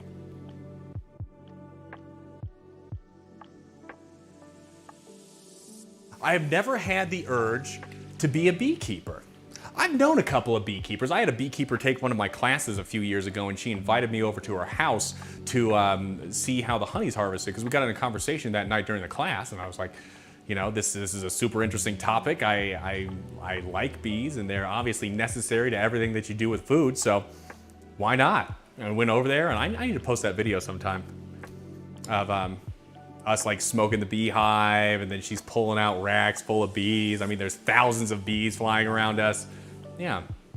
But I get it. You know, some people are like, just don't like bees, and that's totally okay. Like, I don't like wasps, and I don't like spiders and stuff. I'm not gonna have a spider farm, even if they made honey. Oh, the milk delivery service, Kanara? Yeah, we have this company out here called Royal Crest, and we saw them one time at the farmer's market over here close to our house, like a half-mile away from our house, and they were signing people up, and we were like, well, what is it? And the prices, it's like maybe $1 more, maybe $2 more per gallon of milk, but what they say is your milk is coming from no more than 60 miles away, and it was in a cow 24 hours earlier. So it's like, okay, I'll take it. And they also offer, like I said, all sorts of other stuff. You get bacon and like brats and different kinds of meats delivered. They have prepackaged meals. It's kind of like the Schwan, man, but like a better version of it, and not everything's frozen. They have like fresh squeezed juices, and then of course all the dairy products, so you can get the butter, lactose-free milk. I get regular whole milk. They have this other milk that's called like extra rich, which I guess has another couple percentage points of fat. It's not cream, but it's like richer milk. I don't know. So I don't get that. They only sell that in quarts, but I do get a gallon of the whole milk. Don't have the urge to be a beekeeper, but I do to be the guy who puts the combs in the... Ooh, yes. And we did that. The day that I went over to Sue's house and we pulled out the combs, her neighbor across the yard, like their backyards butt up to each other, she has a honey centrifuge. So we just took all the combs that we had harvested over to this other lady's garage, and then it's like a little warm thing. It's warmed like 115, 120 degrees or something like that. And then they spin these combs in a rack, and all the honey flies out to the edges of the barrel and then drips down into a bucket. So that's how you harvest your own honey. There's like a whole beekeeper society out here in Aurora. We had a giant hive removed about 9 years ago. I had hoped they'd give us a jar or two of honey. They took about 10 pounds of comb, but nada. They're saving the honey for themselves. Funny story, in my parents' old house, they got a beehive in the attic one year. They called a local beekeeper. Dude rolled up, no suit, cigar in his mouth, grabbed the hive, and got the queen, I suppose, and then sauntered off, whole hive trailing behind him. Legendary. He is truly a legend, and he was never seen again. Some say the bees follow him to this day. All right, guys, I think we are hot enough here internally on the chicken. So first batch of chicken is coming out of the blanching oil. Whew. We just need to be very gentle with this because the breading right now is extremely delicate. It's not super crispy and fried up like at 350 degrees like we want it. It's just at that 300 degrees that we're blanching and primarily cooking the chicken at.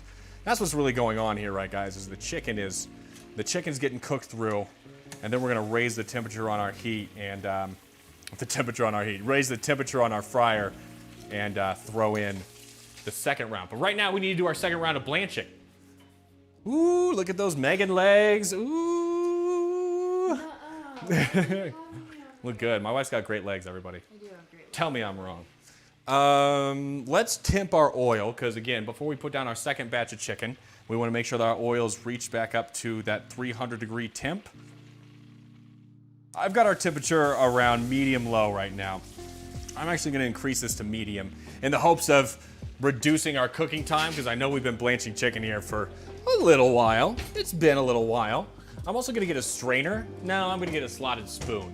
And a slotted spoon to help us get some of these little bits of breading off the bottom so that they don't burn too severely. I don't want burn bits sticking to the chicken later on, so I'm just gonna pull out our Long John Silver Crispies right here. Well, hopefully without spilling hot oil all over the place. Anybody know what I'm talking about with the Long John Crispies? They call them hush puppies. No, hush puppies are the one thing, but then there's like all the Crispies that they serve up with the battered fish. Bees are so amazing though. They give us honey and they have the most important job of pollinating everything. They just give and give, I know. And we just take and take. Are you gonna make it crispy? Hell yeah, we're gonna make it crispy, kitten. You better believe we're gonna make it crispy.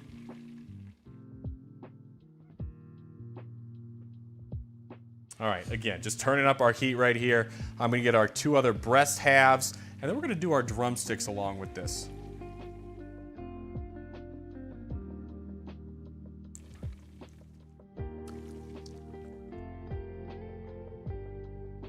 And ladies and gentlemen, if you're just joining us here on stream,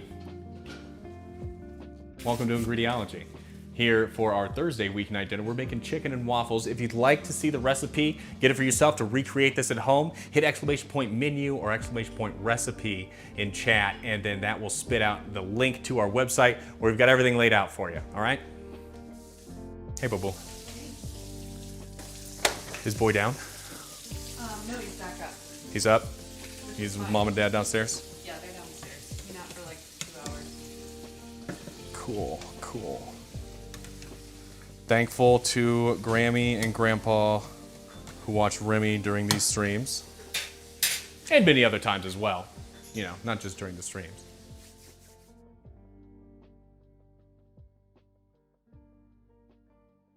He's up, he's down, he's up. I know.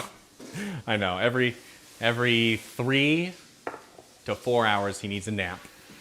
You know, like every 2.5 to 3.5 hours he needs a nap. I know, right?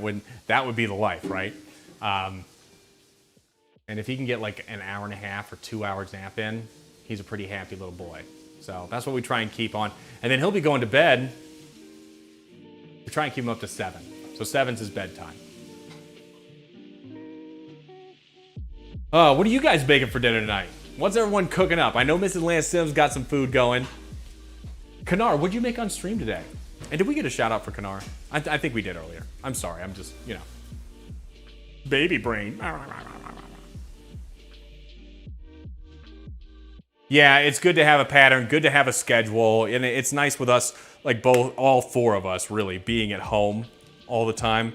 It's much easier to maintain a schedule for him. You know, I feel for people who have to entrust their child to daycare of some sort, and then you're like, oh, well, how good's the schedule going? And they're all messed up, and not only from being outside of their schedule, but also getting sick all the time. So he's able to have his very own customized environment all the time, which is nice. It's nice that we can do that. Today it's leftovers of some pasta. Now, Kanar, you did a Pride stream here earlier in the week, or am I mistaken? It was your Pride stream, right? What did you guys make on that? Oh, chicken's down.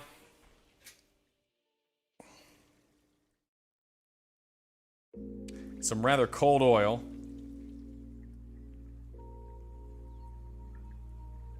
I've really just kicked up the heat. We're somewhere around medium high right now, everybody. Just trying to maintain this 300 degrees. This is the most difficult thing about working with just a stock pot, non-traditional, I guess, non-automated fryer is what I might call it. It's not maintaining its own temperature. I have to do it myself. We probably should have given a little bit more time in the in-between phase, but it's okay. It's gonna be fine. We're just cooking the chicken right now. We're gonna make sure we're at 350 degrees for the second fry, and it's gonna be beautifully crispy. All right, GBD, golden brown and delicious. So let's take a look over at our waffle maker. Is that high enough? That's probably not high enough. I'm just gonna move this back here.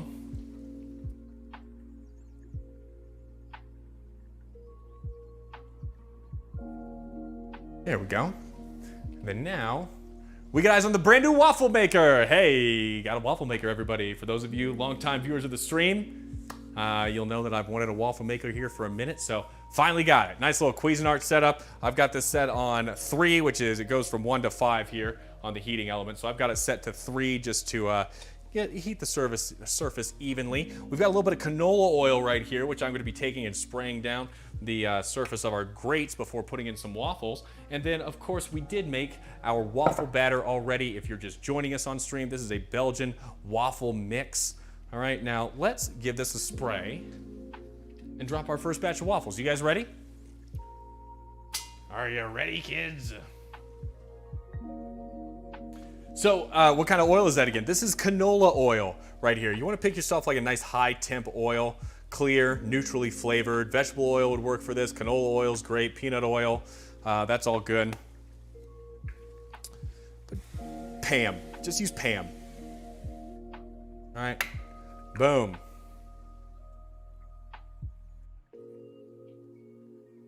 Now I'm gonna give, so I'm still trying to like figure out exactly what's the best measurement for each waffle, but filling up the grate about halfway has worked for me here the last time I used it. So I'm gonna just give it like 1 heaping spoonful of waffle batter, because these will expand quite a bit and fill in all those grates. Now you don't want to overfill your waffle maker, of course, because then you got it spilling out the edges, and we don't want to do that.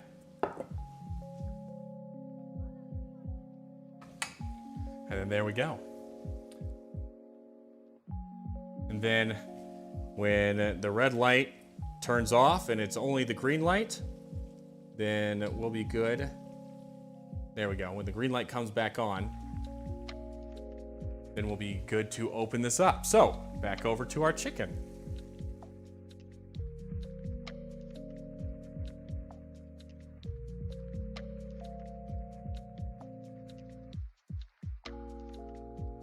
Oh, the oil for the chicken, my bad, SD. So the oil for the chicken is also canola oil. But again, you can use the same suggestions that I just told you, from vegetable shortening or lard, canola oil, peanut oil, whatever you like. Don't do it in olive oil or anything like that. All right, we dyed bow tie pasta rainbow, made Pride crispy treats. Was that like with Fruity Pebbles? And a green salad with all the rainbow of veggies. At least, you threw a salad in there. That's good, Kanara. Exclamation point, New Zealand. All Kiwis love Logan. Just ask, okay? I'm very popular in New Zealand.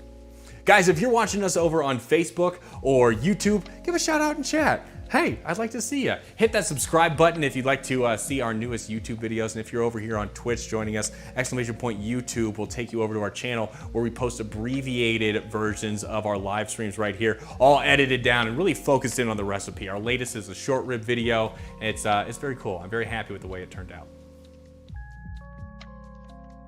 Hey, there we are. Remy is watching on YouTube. Thank you, Remy. You're really helping my minutes watched over here. No, I used Rice Krispies and dyed each layer. Oh, that's right. I did see that because it was layered like a rainbow. So how do you dye them? How do you dye Rice Krispies? Because the colors looked really good. Like it wasn't just like blue, you know, it was a very nice blue, evenly distributed across the Rice Krispies. How do you do that? Hi, Remy, hugs. Remy doesn't even know what he's watching, all right? How you doing, Bubba? Hi. What's Dada doing on the screen? Why is Dada on the television? So weird. Okay. Oh, God. Sorry, I was trying to mute the mic before I had to sneeze and I didn't make it. I was trying. Oh, you mix the dye in with the marshmallow and butter. Oh, that makes sense. See, that's the same way I do my edibles. I mix the concentrate in with the marshmallows and the butter because THC is fat soluble. So the same way I make my edibles. Good. Good to know. I used to like rice bran oil when I fry stuff. I use olive or peanut for non-stick everyday use. So yeah, and that's olives and peanut are great for that. I've never actually had rice bran oil. I didn't know there was such a thing as rice bran oil. So you learn something new every day, right, kid? Thank you. Thank you for the bless yous in chat. Oh, you guys. Okay, let's temp the oil in our chicken because you see, it seems to be frying a lot more vigorously. We want our oil for this first blanch to be about 300 degrees.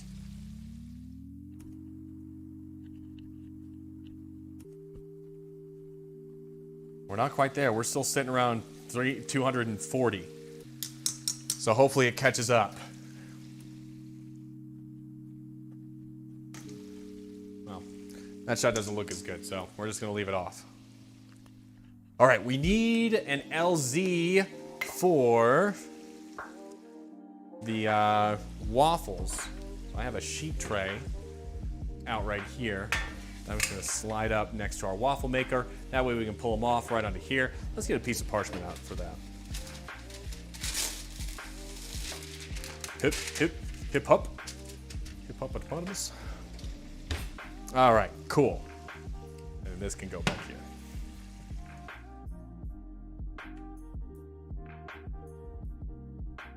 Ooh, guys, you can really smell the cinnamon coming off the waffles right now. Oh, I'll tell you guys a quick little hack that I'm doing right now that you weren't even aware of that I was doing. I have the oven set to 200 degrees, no, 170 degrees Fahrenheit, as low as my oven will go. But that way, when our waffles and or our chicken come out, I can keep these warm, kind of like with a heat lamp situation, but it's just in my oven, all right? So you can do the same at home. Just set your oven as low as it will go. Usually this is like 170, 175 degrees on your oven. That way, because these things are happening in batches, and one's gonna be cold before the other if we just leave it setting out. So into the oven they will go. Rice bran oil is an excellent source of poly and monounsaturated fats, the good fats. Studies have shown that consuming these unsaturated fats can improve blood cholesterol levels, which can decrease your risk of heart disease and type 2 diabetes. All from rice bran oil. That's awesome, you're kidding me. Thank you. Thank you for the little bit of education here. I found out today my local pizza place used cauliflower in their dough now. Yay for one more place I can eat. That's nice. I didn't know you were gluten-free, Luck, so good. I'm glad that you're finding places that can accommodate you. That's awesome. Rice bran oil is extracted from the hard outer brown layer of rice called chaff. It is known for its high smoke point of 232 degrees Celsius. That is really high. Hey Siri, what's 232 degrees Celsius in Fahrenheit? 450 degrees Fahrenheit is a smoke point on rice bran oil. Wow, I would call that a high temperature oil. And it has mild flavor, making it suitable for high temperature cooking methods such as frying and deep frying. And when I called to ask if they have normal dough, they had the gall to tell me you can't be allergic to cauliflower. Wait, so you can't? You can't have the cauliflower dough? Wait, so cauliflower makes you sick? They don't serve just regular pizza dough? It all has cauliflower in it? You can make pizza dough without cauliflower. In fact, I would usually, almost always insist upon my pizza dough being made without cauliflower. In freedom units. Damn straight. 450 degrees freedom.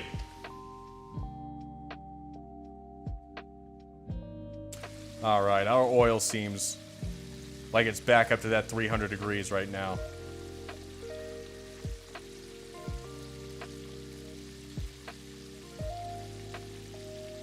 But it's not. I'm lying. It's at 250 degrees. Jesus. Waffles still aren't quite there. Waiting for that little green light to pop on. Come on, green light. Come on. You can do it. You can't open it. Can't open it until it's ready. You can't check on how your waffles are doing. You gotta screw everything up.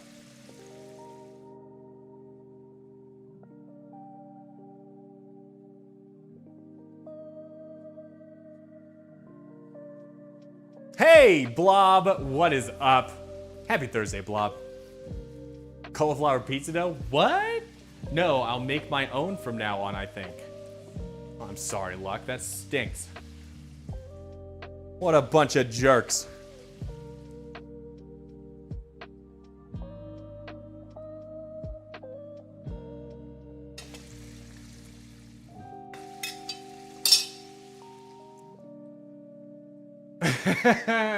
Blob slides away from Luck. Blob, there's no knives today. I'm sorry to report. There's no knife work going on at all in this video. I haven't picked up a knife once here during a stream. Now, there is hot oil, so just make sure you're staying away from there.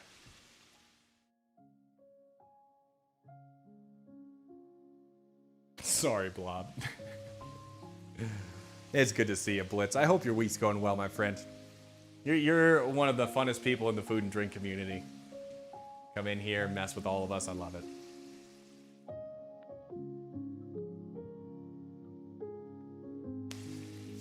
Oh, the strong smell of cinnamon going on in here. Oh, I should get some maple syrup. Where's our maple syrup?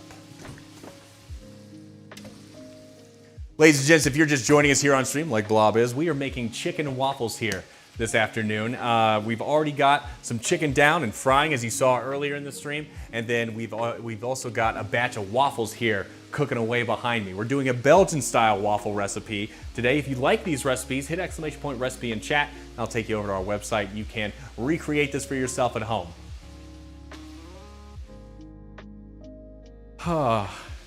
No knife. Blobs hears someone's ancestors crying. Why? My ancestors would be crying because I'm not using a knife? Did you snap the bones before you fry? I heard KFC does that. No, I didn't.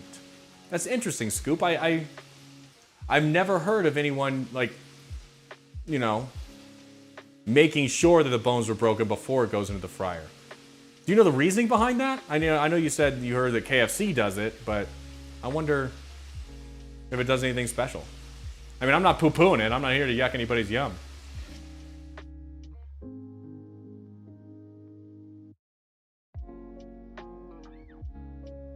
Got ourselves some Anderson maple syrup. I have this little sake thing.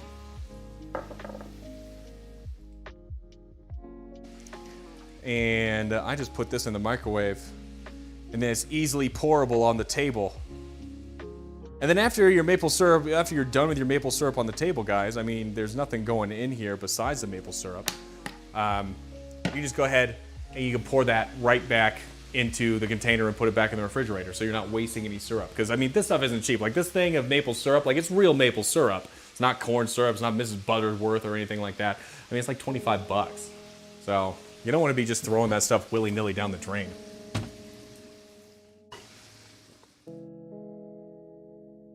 Ah. Bob takes a bite of cauliflower to make Luck happy. Oh, how are things going with life and cooking? So, Seafolks, thank you. Thank you for asking. Pardon me. Things are going well. You know, I was gone for like 5 weeks because we went back to the Indy 500, so that was over Memorial Day here if you're in the U.S. And watched the race, and it was a great time. We had awesome seats, thanks to Kevin. And the day we landed, I got COVID. So I was sick for like 10, 12 days. It hit me the hardest out of anybody in the family. And I couldn't stream during that time. So we went 5 weeks without me actually appearing here on the stream itself. But we're just getting back into the groove of things, you know, like getting into summer and planning more trips here later in the summer with friends and whatnot, hopefully that I don't catch COVID on. And nothing really new. It's just dad life, you know? It's waking up with Remy every morning, going for a walk around 10 o'clock, getting outside, spending time with him, making sure he's napping all right. That's literally my day. Cooking dinner for the family, editing videos, and putting them up on YouTube now. That's all I do. I don't leave my house. I don't think I've left my house in a week at this point. It's so sad. But yeah, going out for dinner tomorrow night with some friends, so that's good. That's something to look forward to. Gonna be getting some Indian food at my favorite place. Is that $25 in what country? That's in the U.S. $25 U.S. films. Blob, you can have as much maple syrup as you want. You've never, wait, hold on. Kanar, you've never had real maple syrup? Like, I'm struggling to process that, all right? God, I'm gonna have to send you some maple syrup. Like, what the fuck? Who hasn't had maple syrup? Something with the marrow flavor in it ensures cooking through better. I'm not 100%. All right, I thought it might have something to do with that, but that's interesting. Yeah, I've never heard of that technique. Dad Life, that's a great Mayor Word song. That is a great Mayor Word song. Did he? I don't know, C-Films. But probably because I've never had the real... Yeah, artificial maple flavor is not the same as regular. I mean, it's artificial. Let's get a temp here on our chicken, guys.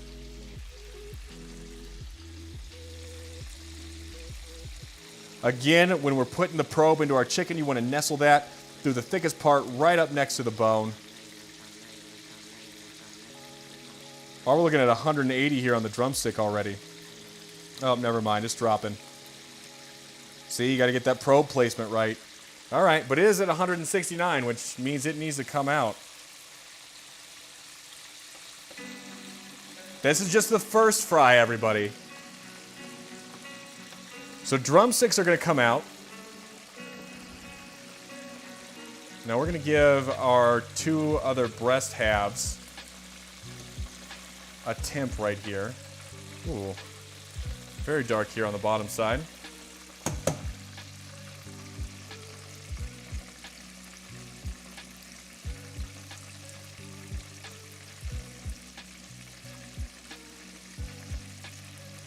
All right, breasts are ready to come out too. All right.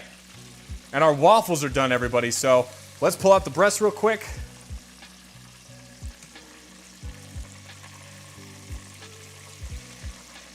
Being careful at this moment not to break any of the breading off the outside of our chicken.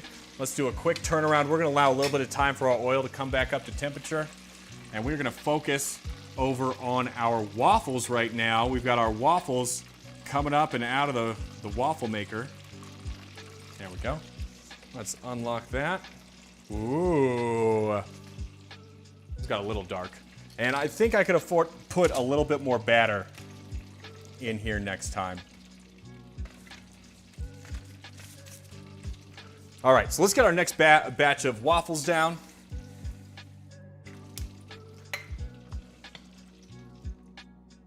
Not much more batter though.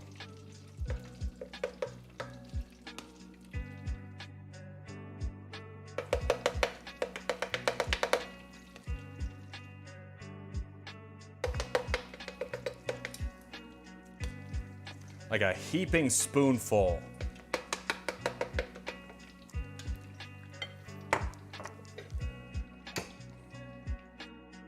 All right, waffles are down. Let's come back over here, everybody, and we are going to temp. Hopefully our oil is back up to 300 degrees. If not, we're gonna give it a second to catch up. And then we're gonna drop our last 4 pieces, which should go pretty quickly because it's just 2 chicken tenders and then 2 wings. All right, cool. I gotta wash up because I just touched raw chicken, but c'est la guerre.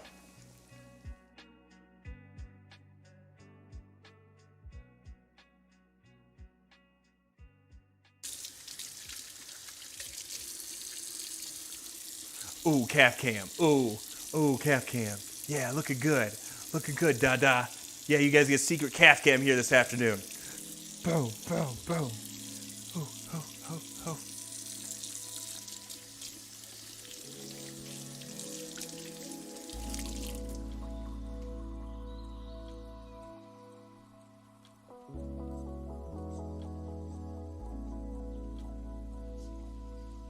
I wanted to say I never got real maple, then I remember those fluffy pancakes. That's right, Tef. I gave you real maple syrup. I did. We went on vacation to Canada and I picked up a jumbo-sized bottle. It's gone now. Yeah, you gotta get the real stuff. $25 is $37.50 Australian and around 39 New Zealand. Okay, thank you, Scoop. I appreciate you. I've Flowerson. Hey, Flowerson. Happy Thursday. I've only had the sugar-free syrup that's oddly very liquidy and butter flavored. Yeah, that's corn syrup. It's just straight corn syrup. I'll have to wait till November to get a new one. There's a big bottle of maple waiting for me in Bob's pantry. Karmic Bob? Blob, I mean, be careful. Don't burn yourself. Is Blob okay in oil? Not touch the oil, Blob. Blob's sizzling sounds. Let's separate these pieces of chicken out. Make sure they're fully submerged here in our oil. They're a little oddly shaped. We got 2 wings and then 2 tenders. So you just want to make sure that the pieces are submerged in the oil completely.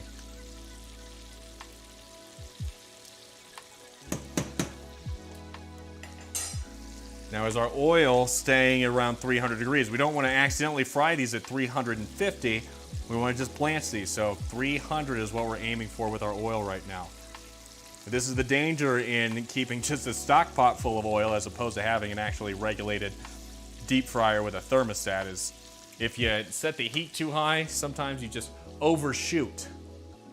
Dumps a fire blanket on Blob. Yep, that Bob. Good. Aw, deep fried Blob. Blob's practically indestructible. Ah.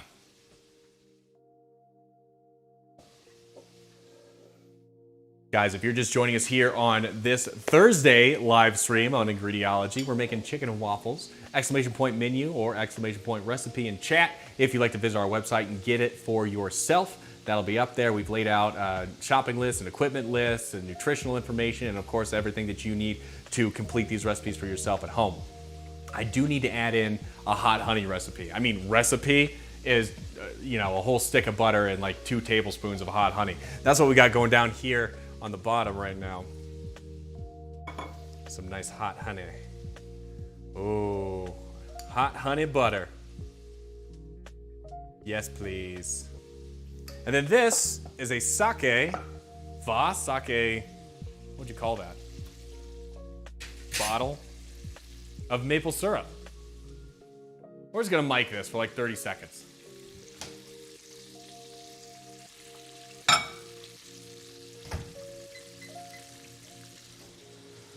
Waffles are done.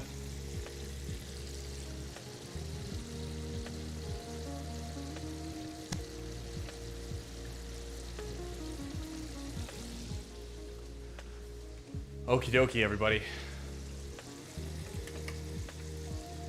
Ooh. These are looking a little closer to GBD and fuller inside the press, so that was good to up our amount.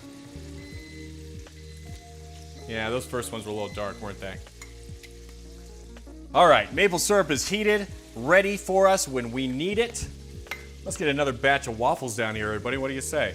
Big heaping scoop full of waffle mix. This is a Belgian waffle mix.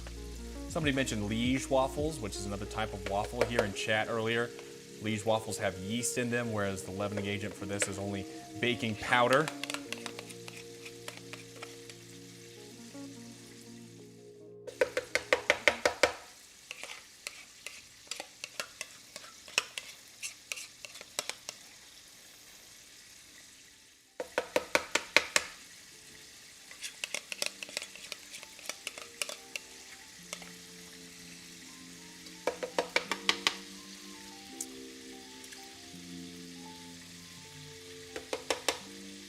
Just to even it out a little bit.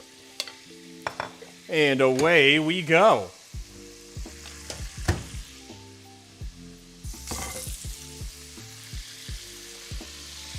Checking in on our chicken.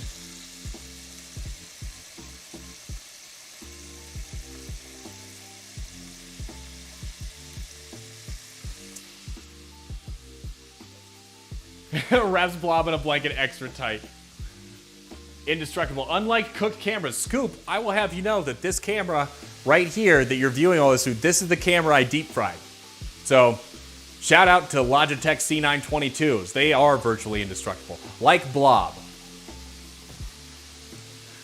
Now, obviously, this looks much worse than, say, our iPhone camera down here, but, it's also like a tenth as expensive.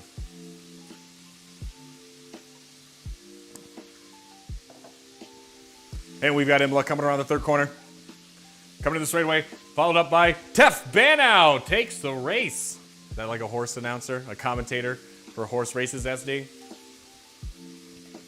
That's more like a auctioneer than a horse race commentator. All right, we're gonna give our chicken a flip because we've got some of the elbows popping up here out of the surface of the oil. So I just want to make sure that these wings get cooked as evenly as they possibly can.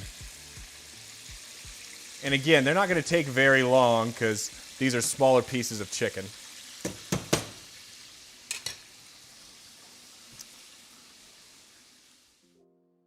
Nice heaping scoop.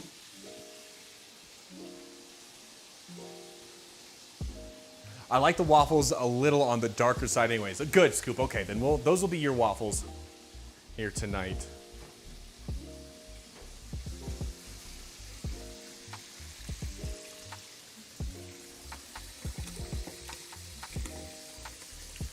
All right. I feel like I'm cooking pretty clean. Megan, you'll be happy to know I'm keeping the kitchen relatively clean. They say once a race starts, and away we go. It just depends. At least you know you can do some race commentating if you don't want to cook anymore, I guess. I got to learn a lot about horses, and find a horse track. Well, there is a horse track like a mile and a half that way. The Arapahoe County Fairgrounds in Colorado out here has a horse track. I mean, that's like the Richie Rich, because there's a bunch of people down in Parker, all those fucks who raise horses.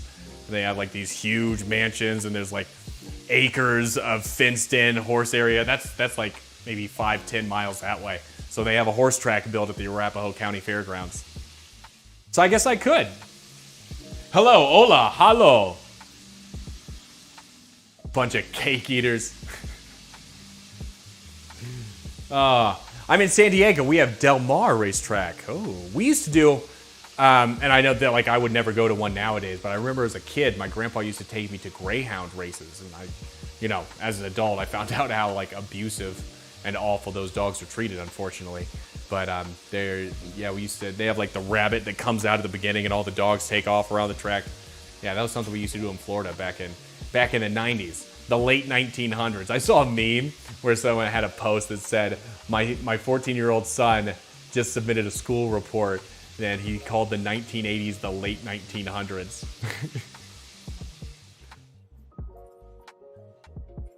But yeah, I wouldn't go back and watch dog racing. Hey Siri, search for houses with a mile and a half radius of Arapahoe horsetrack. Quite a few houses. Good luck. Uh-oh, we're in low power mode here on this camera. How are we doing over here? We're still doing okay on this camera. It's all right. It's all right. We're coming towards the end of the stream. We got most of our waffles done. Speaking of waffles, the waffles are finished. So let's take a look at this final batch of waffles that we just put down.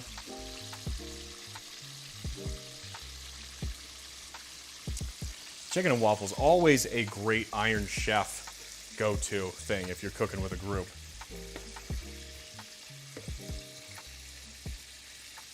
Ho ho ho. Ho ho ho ho. All right, guys, we're gonna take these waffles and we're gonna toss them in the oven. Our oven's been set to like 170 degrees, so it's basically just like a window warmer. I'm gonna turn the heat off underneath the waffle maker, or we're just gonna unplug the waffle maker. Just needs to be unplugged. It's like one of those things where it's like on or off. There's no in between. It's either plugged in or off. All right, let's get our thermometer back out. We need to temp these last couple of pieces of chicken, and then we've got to do our second fry. The second fry will not take as long as the first fry, everybody, so don't worry about that.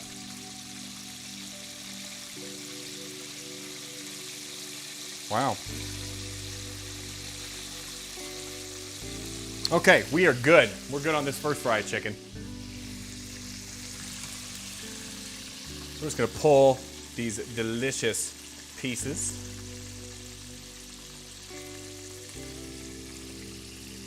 Out, back onto the sheet tray. And then we're gonna raise the oil temperature up to 350 degrees Fahrenheit.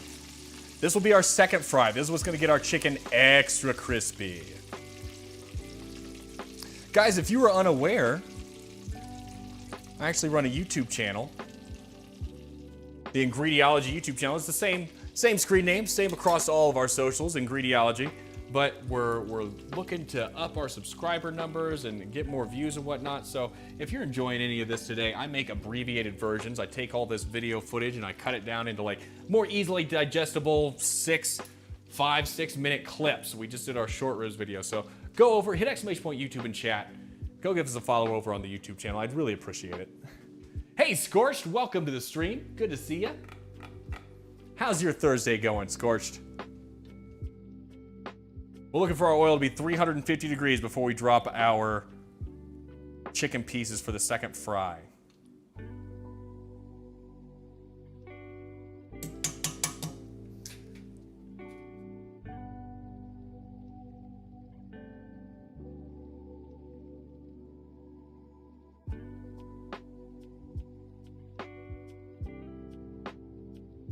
We're just sitting in the low 300s.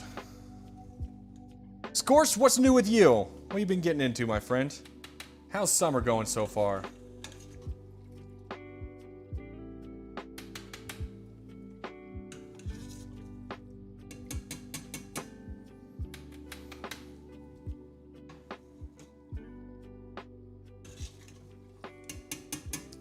trying to get any of these little bits picked up as much as I can. I hate it when there's little black flecks on the outside of the chicken. It's somewhat unavoidable,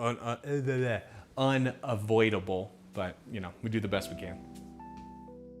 What is YouTube streaming like? YouTube streaming is like a ghost town.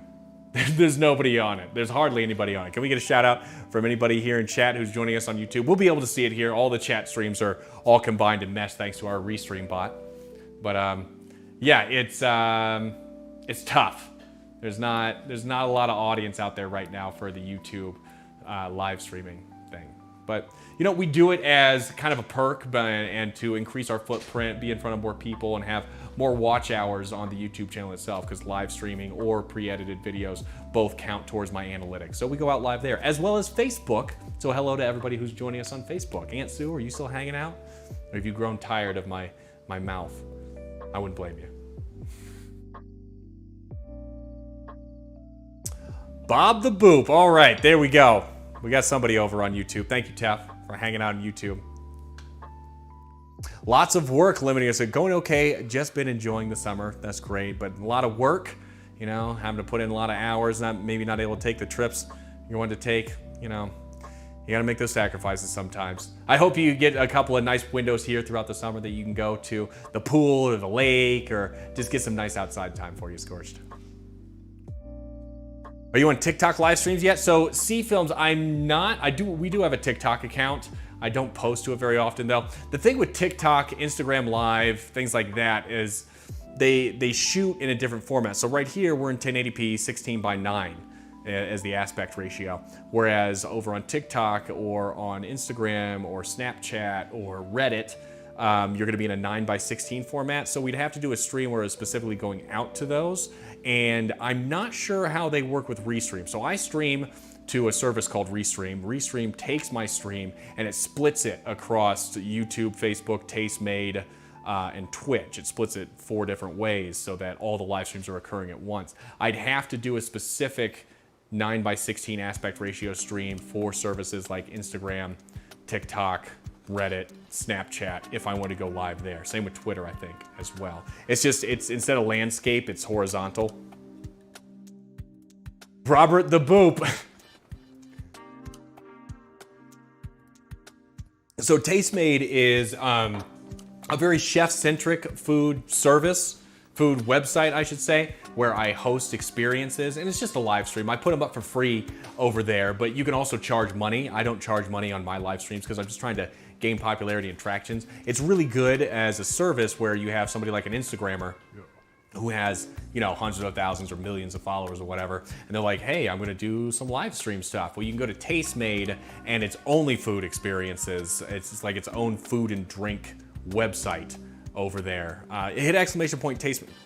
Snake Eyes already got it. Of course, Snake Eyes already got it. You can check out what it is over there and see some of the classes I've done in the past, but it offers a way for people to kind of charge for their live streams. Again, like I said, I don't charge, but you can tip me over there.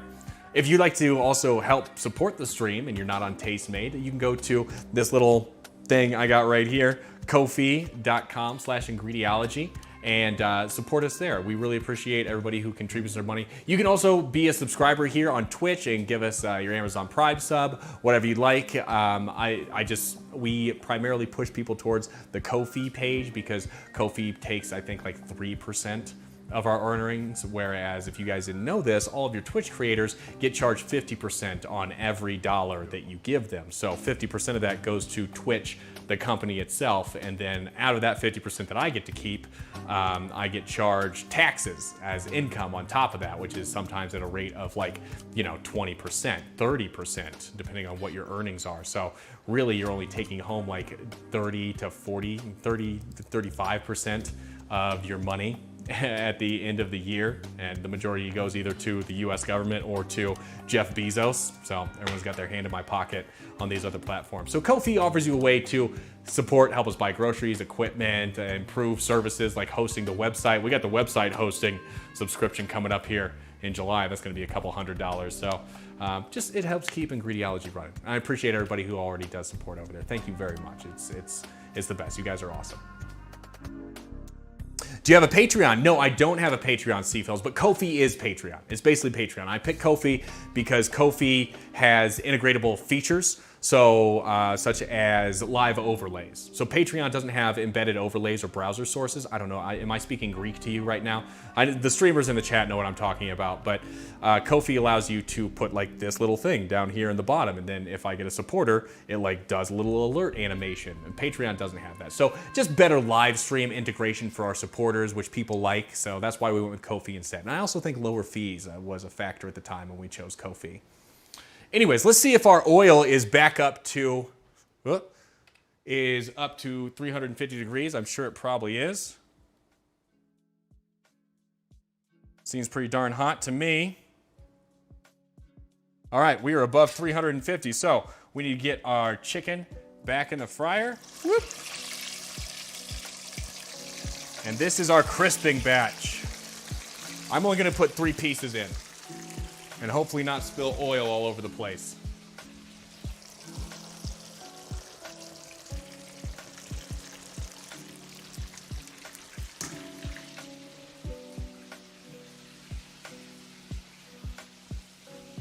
And thank you, Snake Eye, for dropping those links down there in chat. What should we do next week, guys? I really don't have a plan. Honestly, next week, Kevin and Kathy are going to be out of town, so I don't even know if there's going to be a stream. Because they're gone Wednesday morning. And like, if Kathy's gone, I have 0 support during the day while Megan's at work. So there's like not even the possibility of me not having Remy during this time. I don't have a Snapchat, see. I'm not really... I don't really do social media anyways. Like, I'm not on, I'm not in here like doing messages and posting stuff all the time. Yes, see, we do have a Discord. So exclamation point Discord and chat. And that's the best place to interact with me, is a Discord. Hop in there, see what people are saying.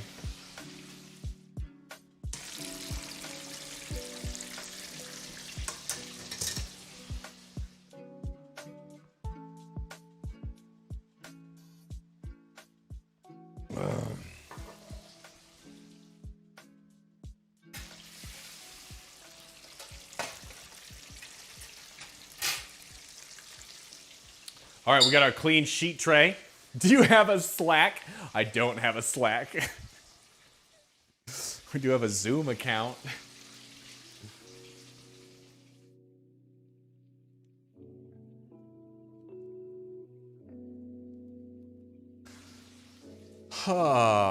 Exclamation point Salesforce.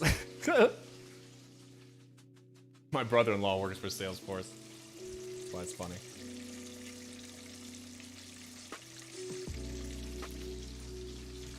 Ooh, baby. Now, on the second fry, everybody, it's only going to be a couple of minutes, like 3 at max. Oh, not even. Look at that. That's extra crispy right there.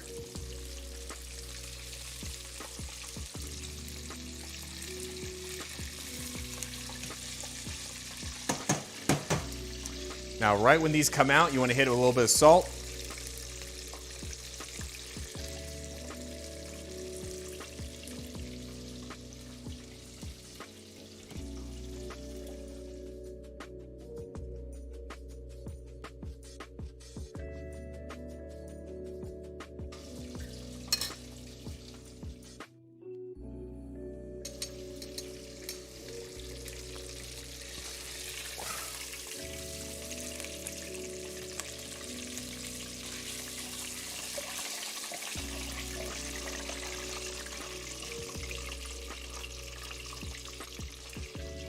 And let's put our next couple of pieces down in, guys.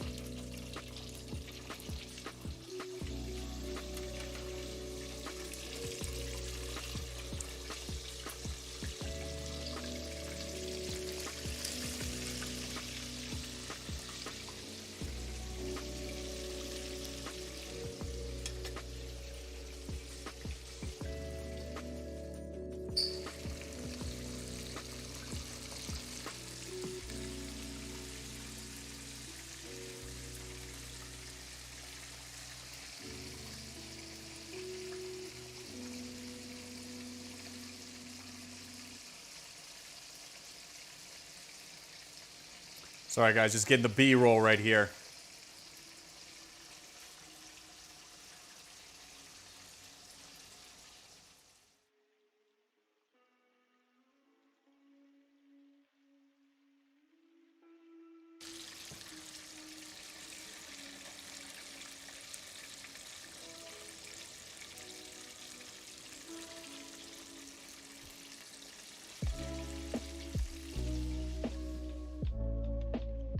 Friendster, aim. Oh my gosh. Truth Social. Do you have a MySpace? No, I don't have a MySpace, C Films. Remy is probably too big for you to wear him while you cook. Yeah. Well, especially if we were doing something like this, Kathy. I don't want to have Remy strapped to the front of me. Just like oil hitting him in the face. You know, that'd be bad. That'd be bad. You should call Child Protection Services. Christian Mingle. What's IRC? What about Farmers Only? You guys forgetting about Farmers Only over here.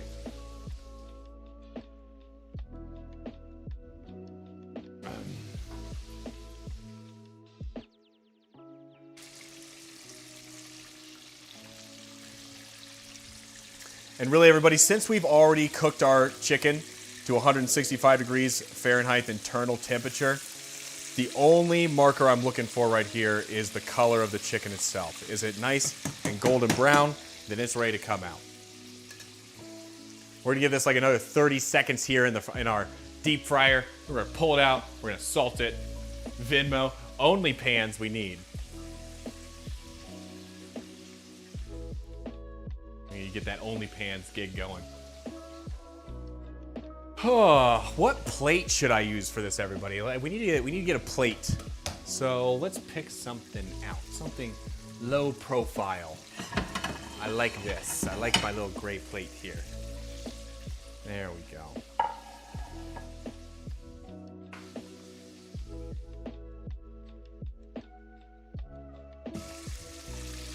All right, I'm happy with that. Let's go back down to the fryer.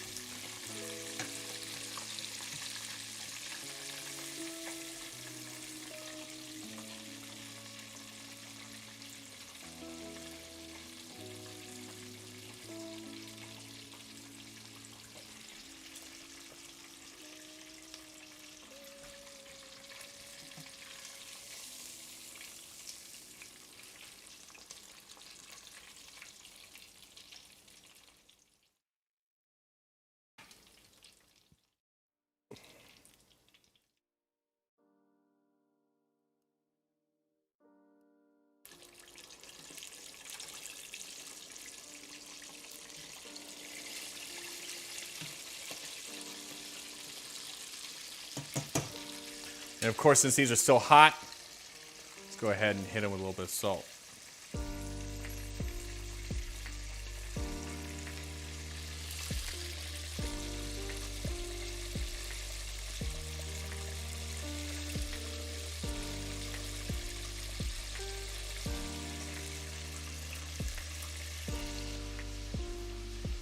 Vine.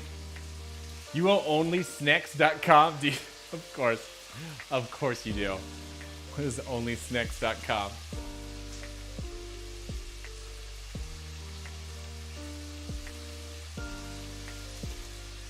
Guys, if you're just joining us here on stream, welcome to Ingrediology. We're making chicken and waffles today. That's what you're seeing down here in the fryer. We've already got our waffles finished. They're resting in the oven, just at like 170 degrees, just enough to keep them warm right now as we get ready to plate. We got our plate down here on the board. If you want to make this recipe, you can hit exclamation point menu or exclamation point recipe in chat. And if you'd like to support the stream, go visit ko-fi.com/Ingrediology. Plug. You gotta hustle. You gotta hustle as a streamer. Exclamation point instructions. What, like on screen, Snake Eye? Weren't you the one saying they were too distracting?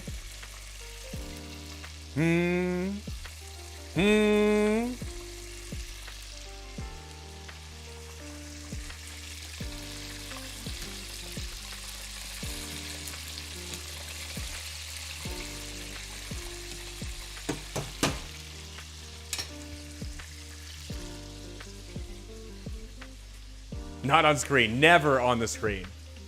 So do you prefer, Snake Eye, that I've taken those off the screen like in the YouTube videos too? Like they just weren't even good there? I'm not hating it, you know, it's less graphical work on my end, right? But I just want to make sure that everyone's getting like what they want out of it. And if you found it helpful, you should let me know.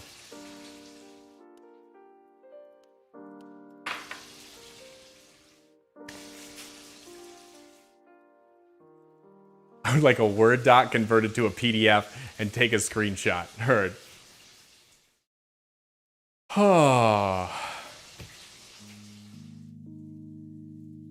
Okay, and I'm looking greasy today, but you know what? That's what happens when you fry up a bunch of chicken and waffles, right? Whew. Quite red.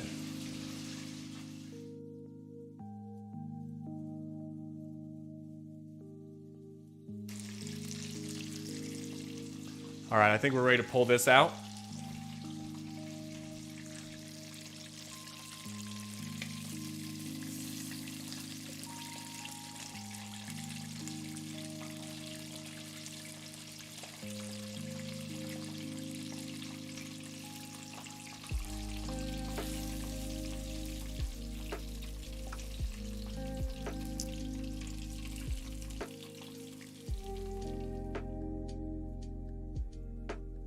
And let's put down our next two, these last wings.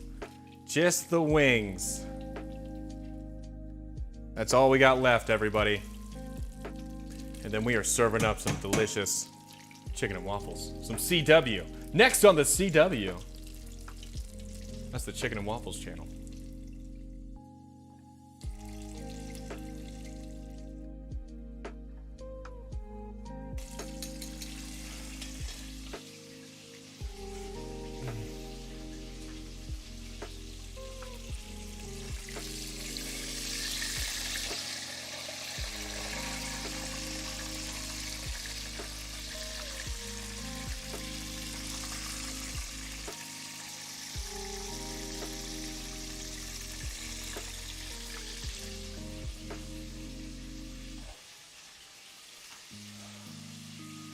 The CW TV station got sold to Nexstar. What's Nexstar?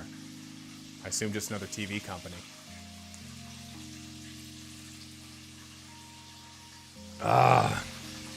Snake Eye, who do we have on right now?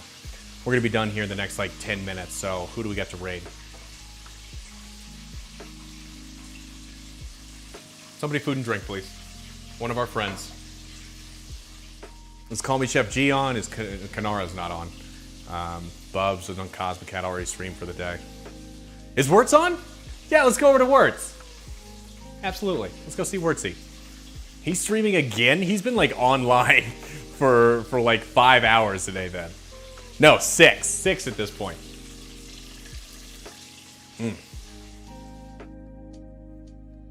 Don't be sorry, Kanara. Hanging out. I appreciate you being here for as long as you are. You know. It's going to become more of a news station. Oh, interesting.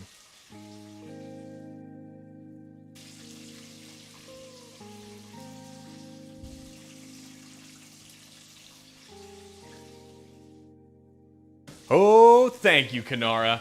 This is the last 2 pieces we got coming out of the fryer here momentarily.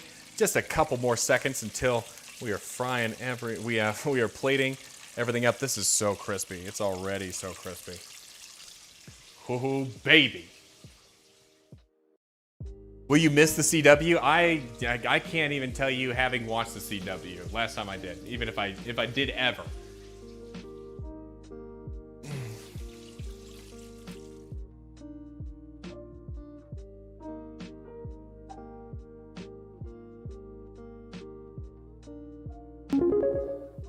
Hey, Snake Eye. Thank you so much for the support over on Ko-fi. I appreciate you, my friend. Thank you for, you know, being an OG, being here from the beginning, and always coming through for us. So, I love you, man. Thank you.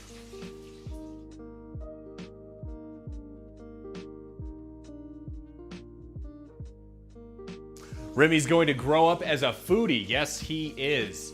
I won't have any pickiness in my house. all right? None of that crap. You try everything once. How'd you handle it with your kids, Kanara?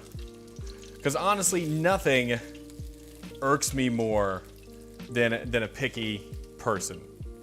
And I mean, really, it's irksome, particularly with adults. You know, not so much with kids. Like I get it with kids and everything, but it's gonna be hard for, you know, as a parent. You sit down to dinner, and I've been working on dinner, making restaurant quality food for hours on end. To have a 2-year-old or a 3-year-old go, yuck. I don't know how I'm gonna handle it right now. Like, am I gonna, what? It's gonna go on. You go to bed hungry, I'll make you a bowl of oatmeal. You can have this, or you can have oatmeal. Which will it be? Plain oatmeal. I'm not putting maple syrup on it. You can have a bowl of gruel, or you can try the delicious food that your dad has made for you. You know, like, is that too much? Is that too? I mean, it seems a little harsh, but you know, you can't. We have family members who just feed their kids whatever they want. And what does the kid want? Kid wants mac and cheese. Kid wants Nutella dipping sticks. Kid wants chicken fingers. You know. And I'm not saying I won't feed Remy that ever. I'm not a snob about it. But it's not going to be, oh, we have our adult meals and then you have your meal. No. You eat what we eat. When you're able to eat what we eat, you eat what we eat. But how'd you handle it? Oatmeal is life. Laura was taught you must try everything, and it's okay not to like some things. Yeah, it's okay not to like some things. That's fine, you know? But it can't be, I only want mac and cheese. I only want Kraft.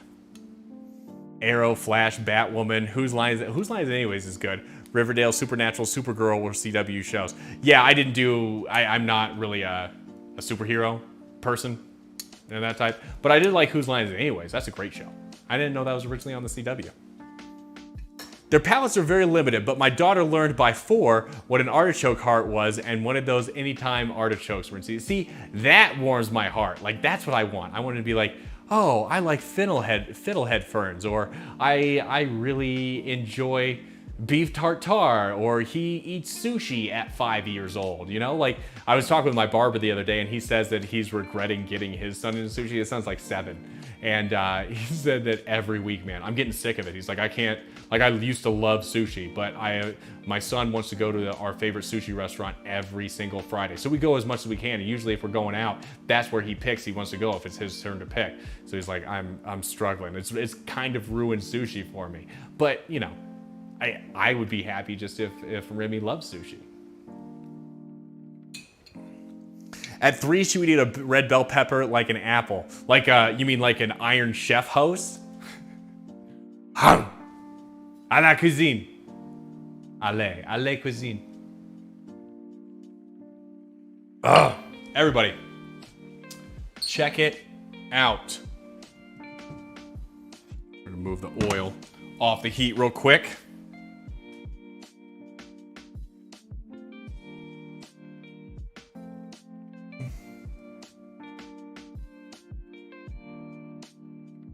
Sorry, I'm lining up a shot, everybody. Forgive me.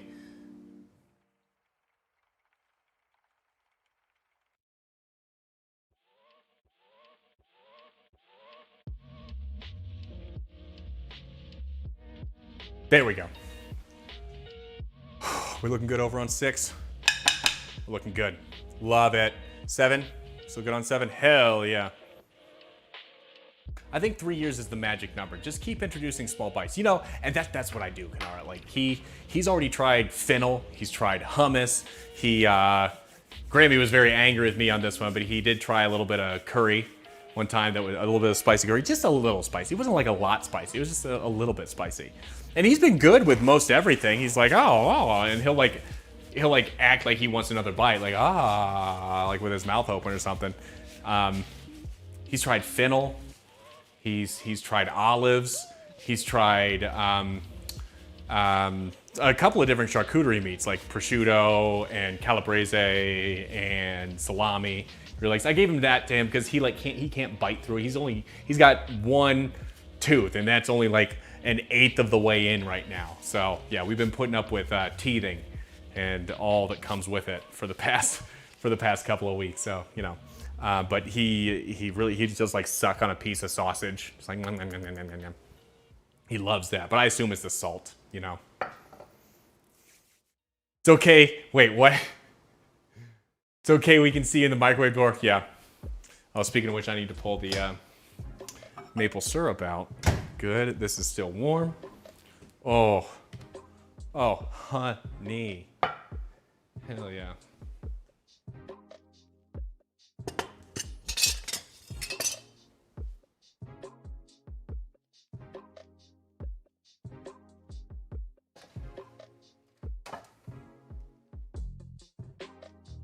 A plethora of fried chicken.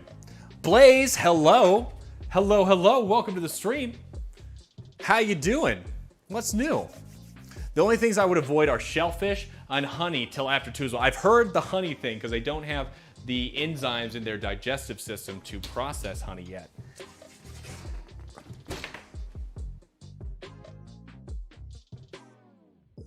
Oh, yes. So we got chicken on one side. We've got waffles on the other. Why don't we get 2 nice waffles sitting down here? You know what? I want a little bit more depth on this shot, so I'm gonna take the cutting board away.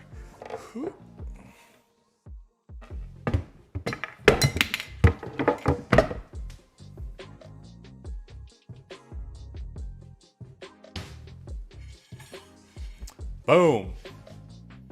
Pour that syrup on my chest. God damn it, Snake Eye. Why are you like this?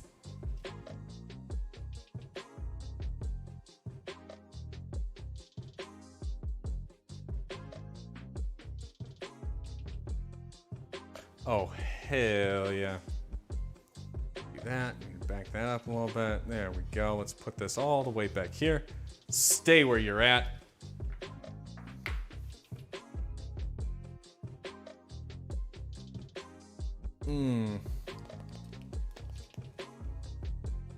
Let's get some hot honey in each of these little squares. Hell yeah.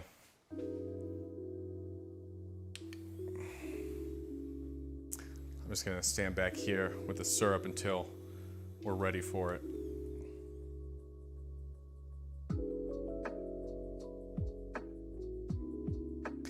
Good Lord, I want some of that right now. Good.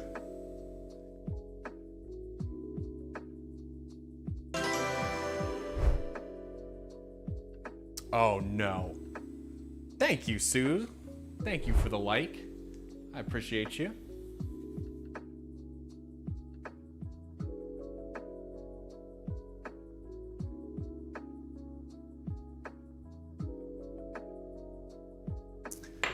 Hell yeah. Okay. There we go, guys.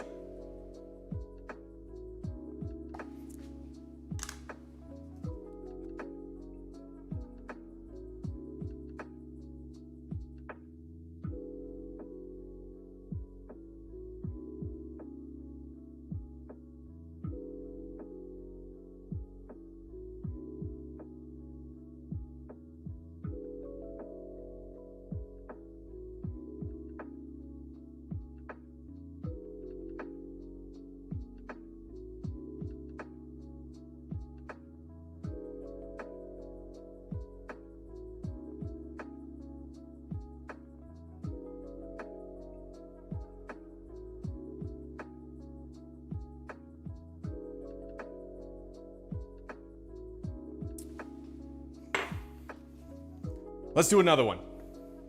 What do you say? Is that homemade syrup? Blaze, it is not homemade syrup. Anybody from the Shear household who is watching this, currently Shear Faulkner household, pardon me, all right, who's watching this, I got a plate ready to go. All right, somebody come get their chicken and waffles.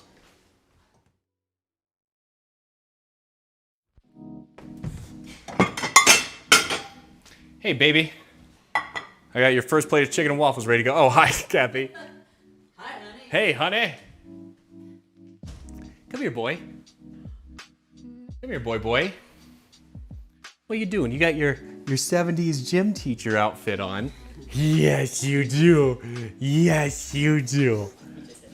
Oh, he just had some bottle? Yeah. Hey, you got a bit of a gut sticking out, don't you? Oh, what's this? I got chicken and waffles. We got camera right up there. You see that? Can you look right there? Can you wave to everybody? See where Grammy's waving behind the camera? Hi. Guys, look at this. Look at this outfit. He's I call this his gym teacher outfit. Oh, I'm sorry. I'm sorry.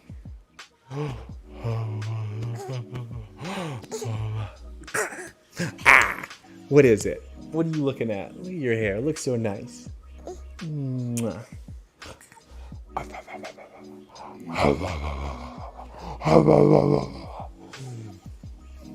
Good boy. You want a waffle? You ever seen a waffle before? What's this?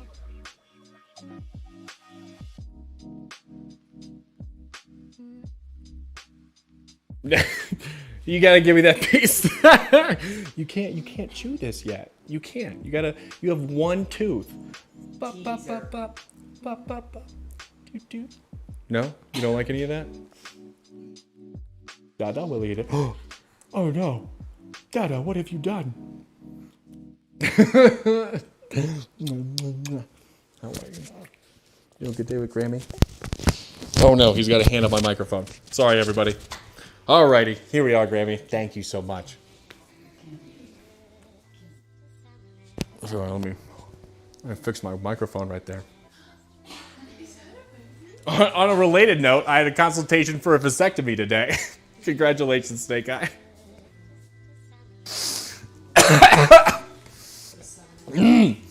Almost choked on my waffle.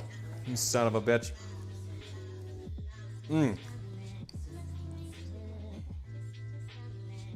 Guys, I got one plate ready to go right here.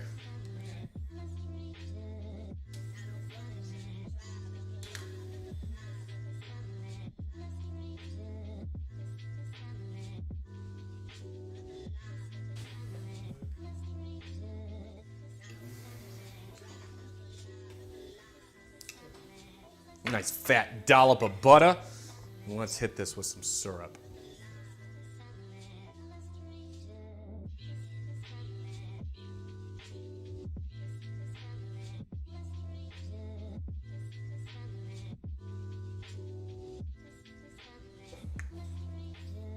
Let's get real up close on this.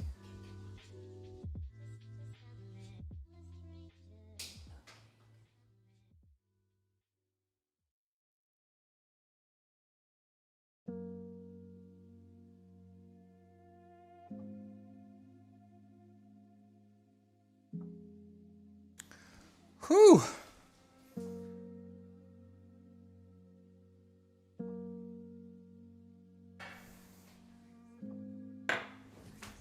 I got another plate ready to go. Send it.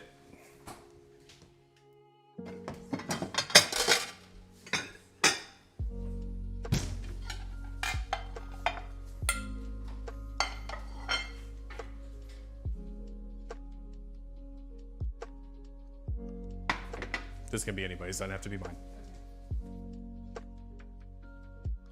I'm still on, yep. Oh boy. Ladies and gentlemen, if you're just joining us here on stream, we have been making chicken and waffles all day here today. We are just finishing up plating our chicken, getting the butter and everything else that goes on it.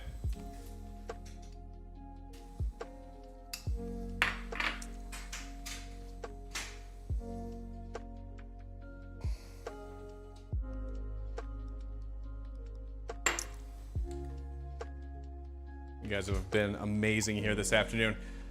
Don't forget, if you'd like to help support the stream, you can visit that link in the bottom left-hand corner of the screen. We appreciate all of our supporters helping to bring you the stream each month, buy groceries, website hosting fees, and the like. So thank you to everybody. I actually don't have enough syrup for this one. I went through more syrup than I thought I would, so I need to refill my little syrup container. This is my plate, dib, says Kanara. Hell yeah.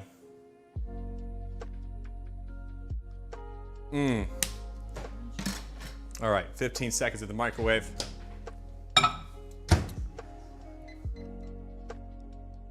Just to heat it up a skosh. What do you think, guys? What do you think? What do you like? What do you like? I need to call Kate.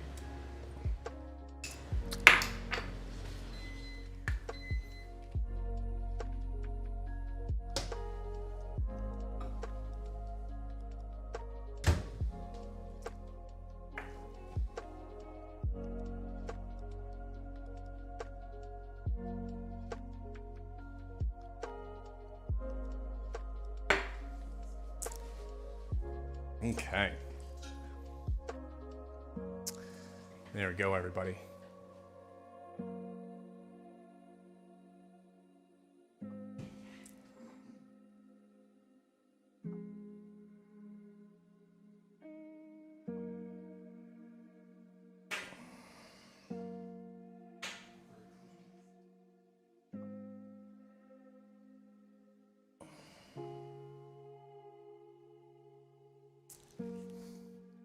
Aspie, how you doing? Welcome to the stream, my dears. Good to see you. Hi! Hello, hello.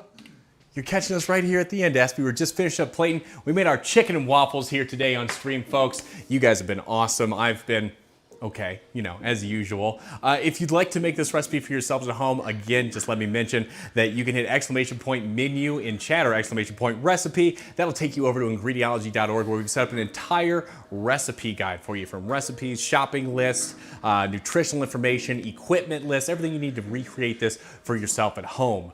Don't forget to follow my YouTube channel, okay, guys? This is the one thing I want you coming away from stream right now with. I don't give a shit if you go to the website or if you go to Discord, if you go to anything else. What I want you to do is go over to my YouTube channel, !YouTube in chat, hit the subscribe button. We're trying to build our followers over on that channel for both our live streams and the release videos we do. I take these live streams and I edit them down into like 5-6 minute videos so that they're more easily digestible and you can recreate these meals easily for yourself at home. So I really appreciate that. You guys have been amazing with that, so thank you. Also, big thanks to our Ko-fi supporters, Nicole Rowe, Snake Eye DIY, Tef Banow, K Money, as well as Captain Jack Daniels and Jose D. And I might be forgetting one person. I'm very sorry to that person if you do already support on Ko-fi. But that's what helps make Ingrediology possible. Helps us buy groceries, helps us up the technology here on stream and pay for website hosting fees, all that stuff that it needs to bring to you every week. Little Miss Nikki, oh my God, Little Miss Nikki, can we get a shout out for Little Miss Nikki real quick? Please, a fellow food and drinker here on stream. Nikki, I feel like I haven't seen you in forever. It's been like, I mean, I took like 5 weeks off here the week before last. We did one other stream before this. And then, you know, I was gone on paternity leave and things have been a bit shoddy, just one stream a week for that. But it's good to see you too, my dear. I'm so happy you're here. I'm happy we got to say hi. We're just ending stream right now. But yeah, guys, make sure you're following Little Miss Nikki over on her channel. She's another amazing food and drink streamer out of Tejas. I know so many food and drinkers out of Texas right now, but I hope you're well, my dear. Say hi to Zero for me. Yeah, what's up? What have you been up to? Guys, we are going to raid out to my friend and yours, your favorite stepdad, Mayor Wirtz. So let's get that in the works right here. Number 2 step kid. Number 2 step kid.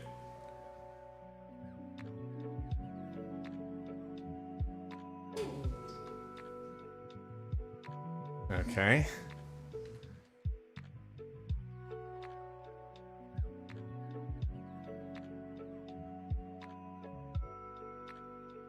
All right, perfect. So we got the raid all set up. Nikki, how are you and your family? Family's good. We had COVID run through us here in the last week of May, first week of June. So that was rough. That was our first time getting it. I got it the hardest out of anybody, surprisingly. But you know, we overcame it, and now we're back on to the stream. Megan's still working from home. I'm working from home.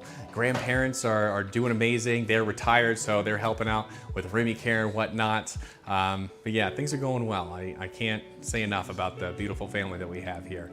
But yeah. He says hi. Awesome. Hey, Zero. What's up, dude? Good to see you.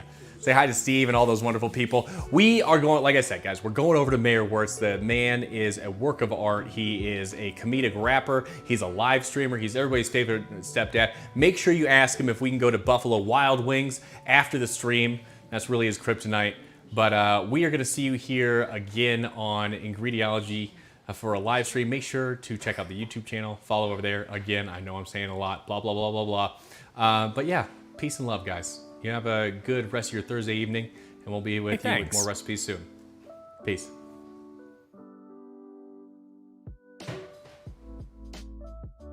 Food.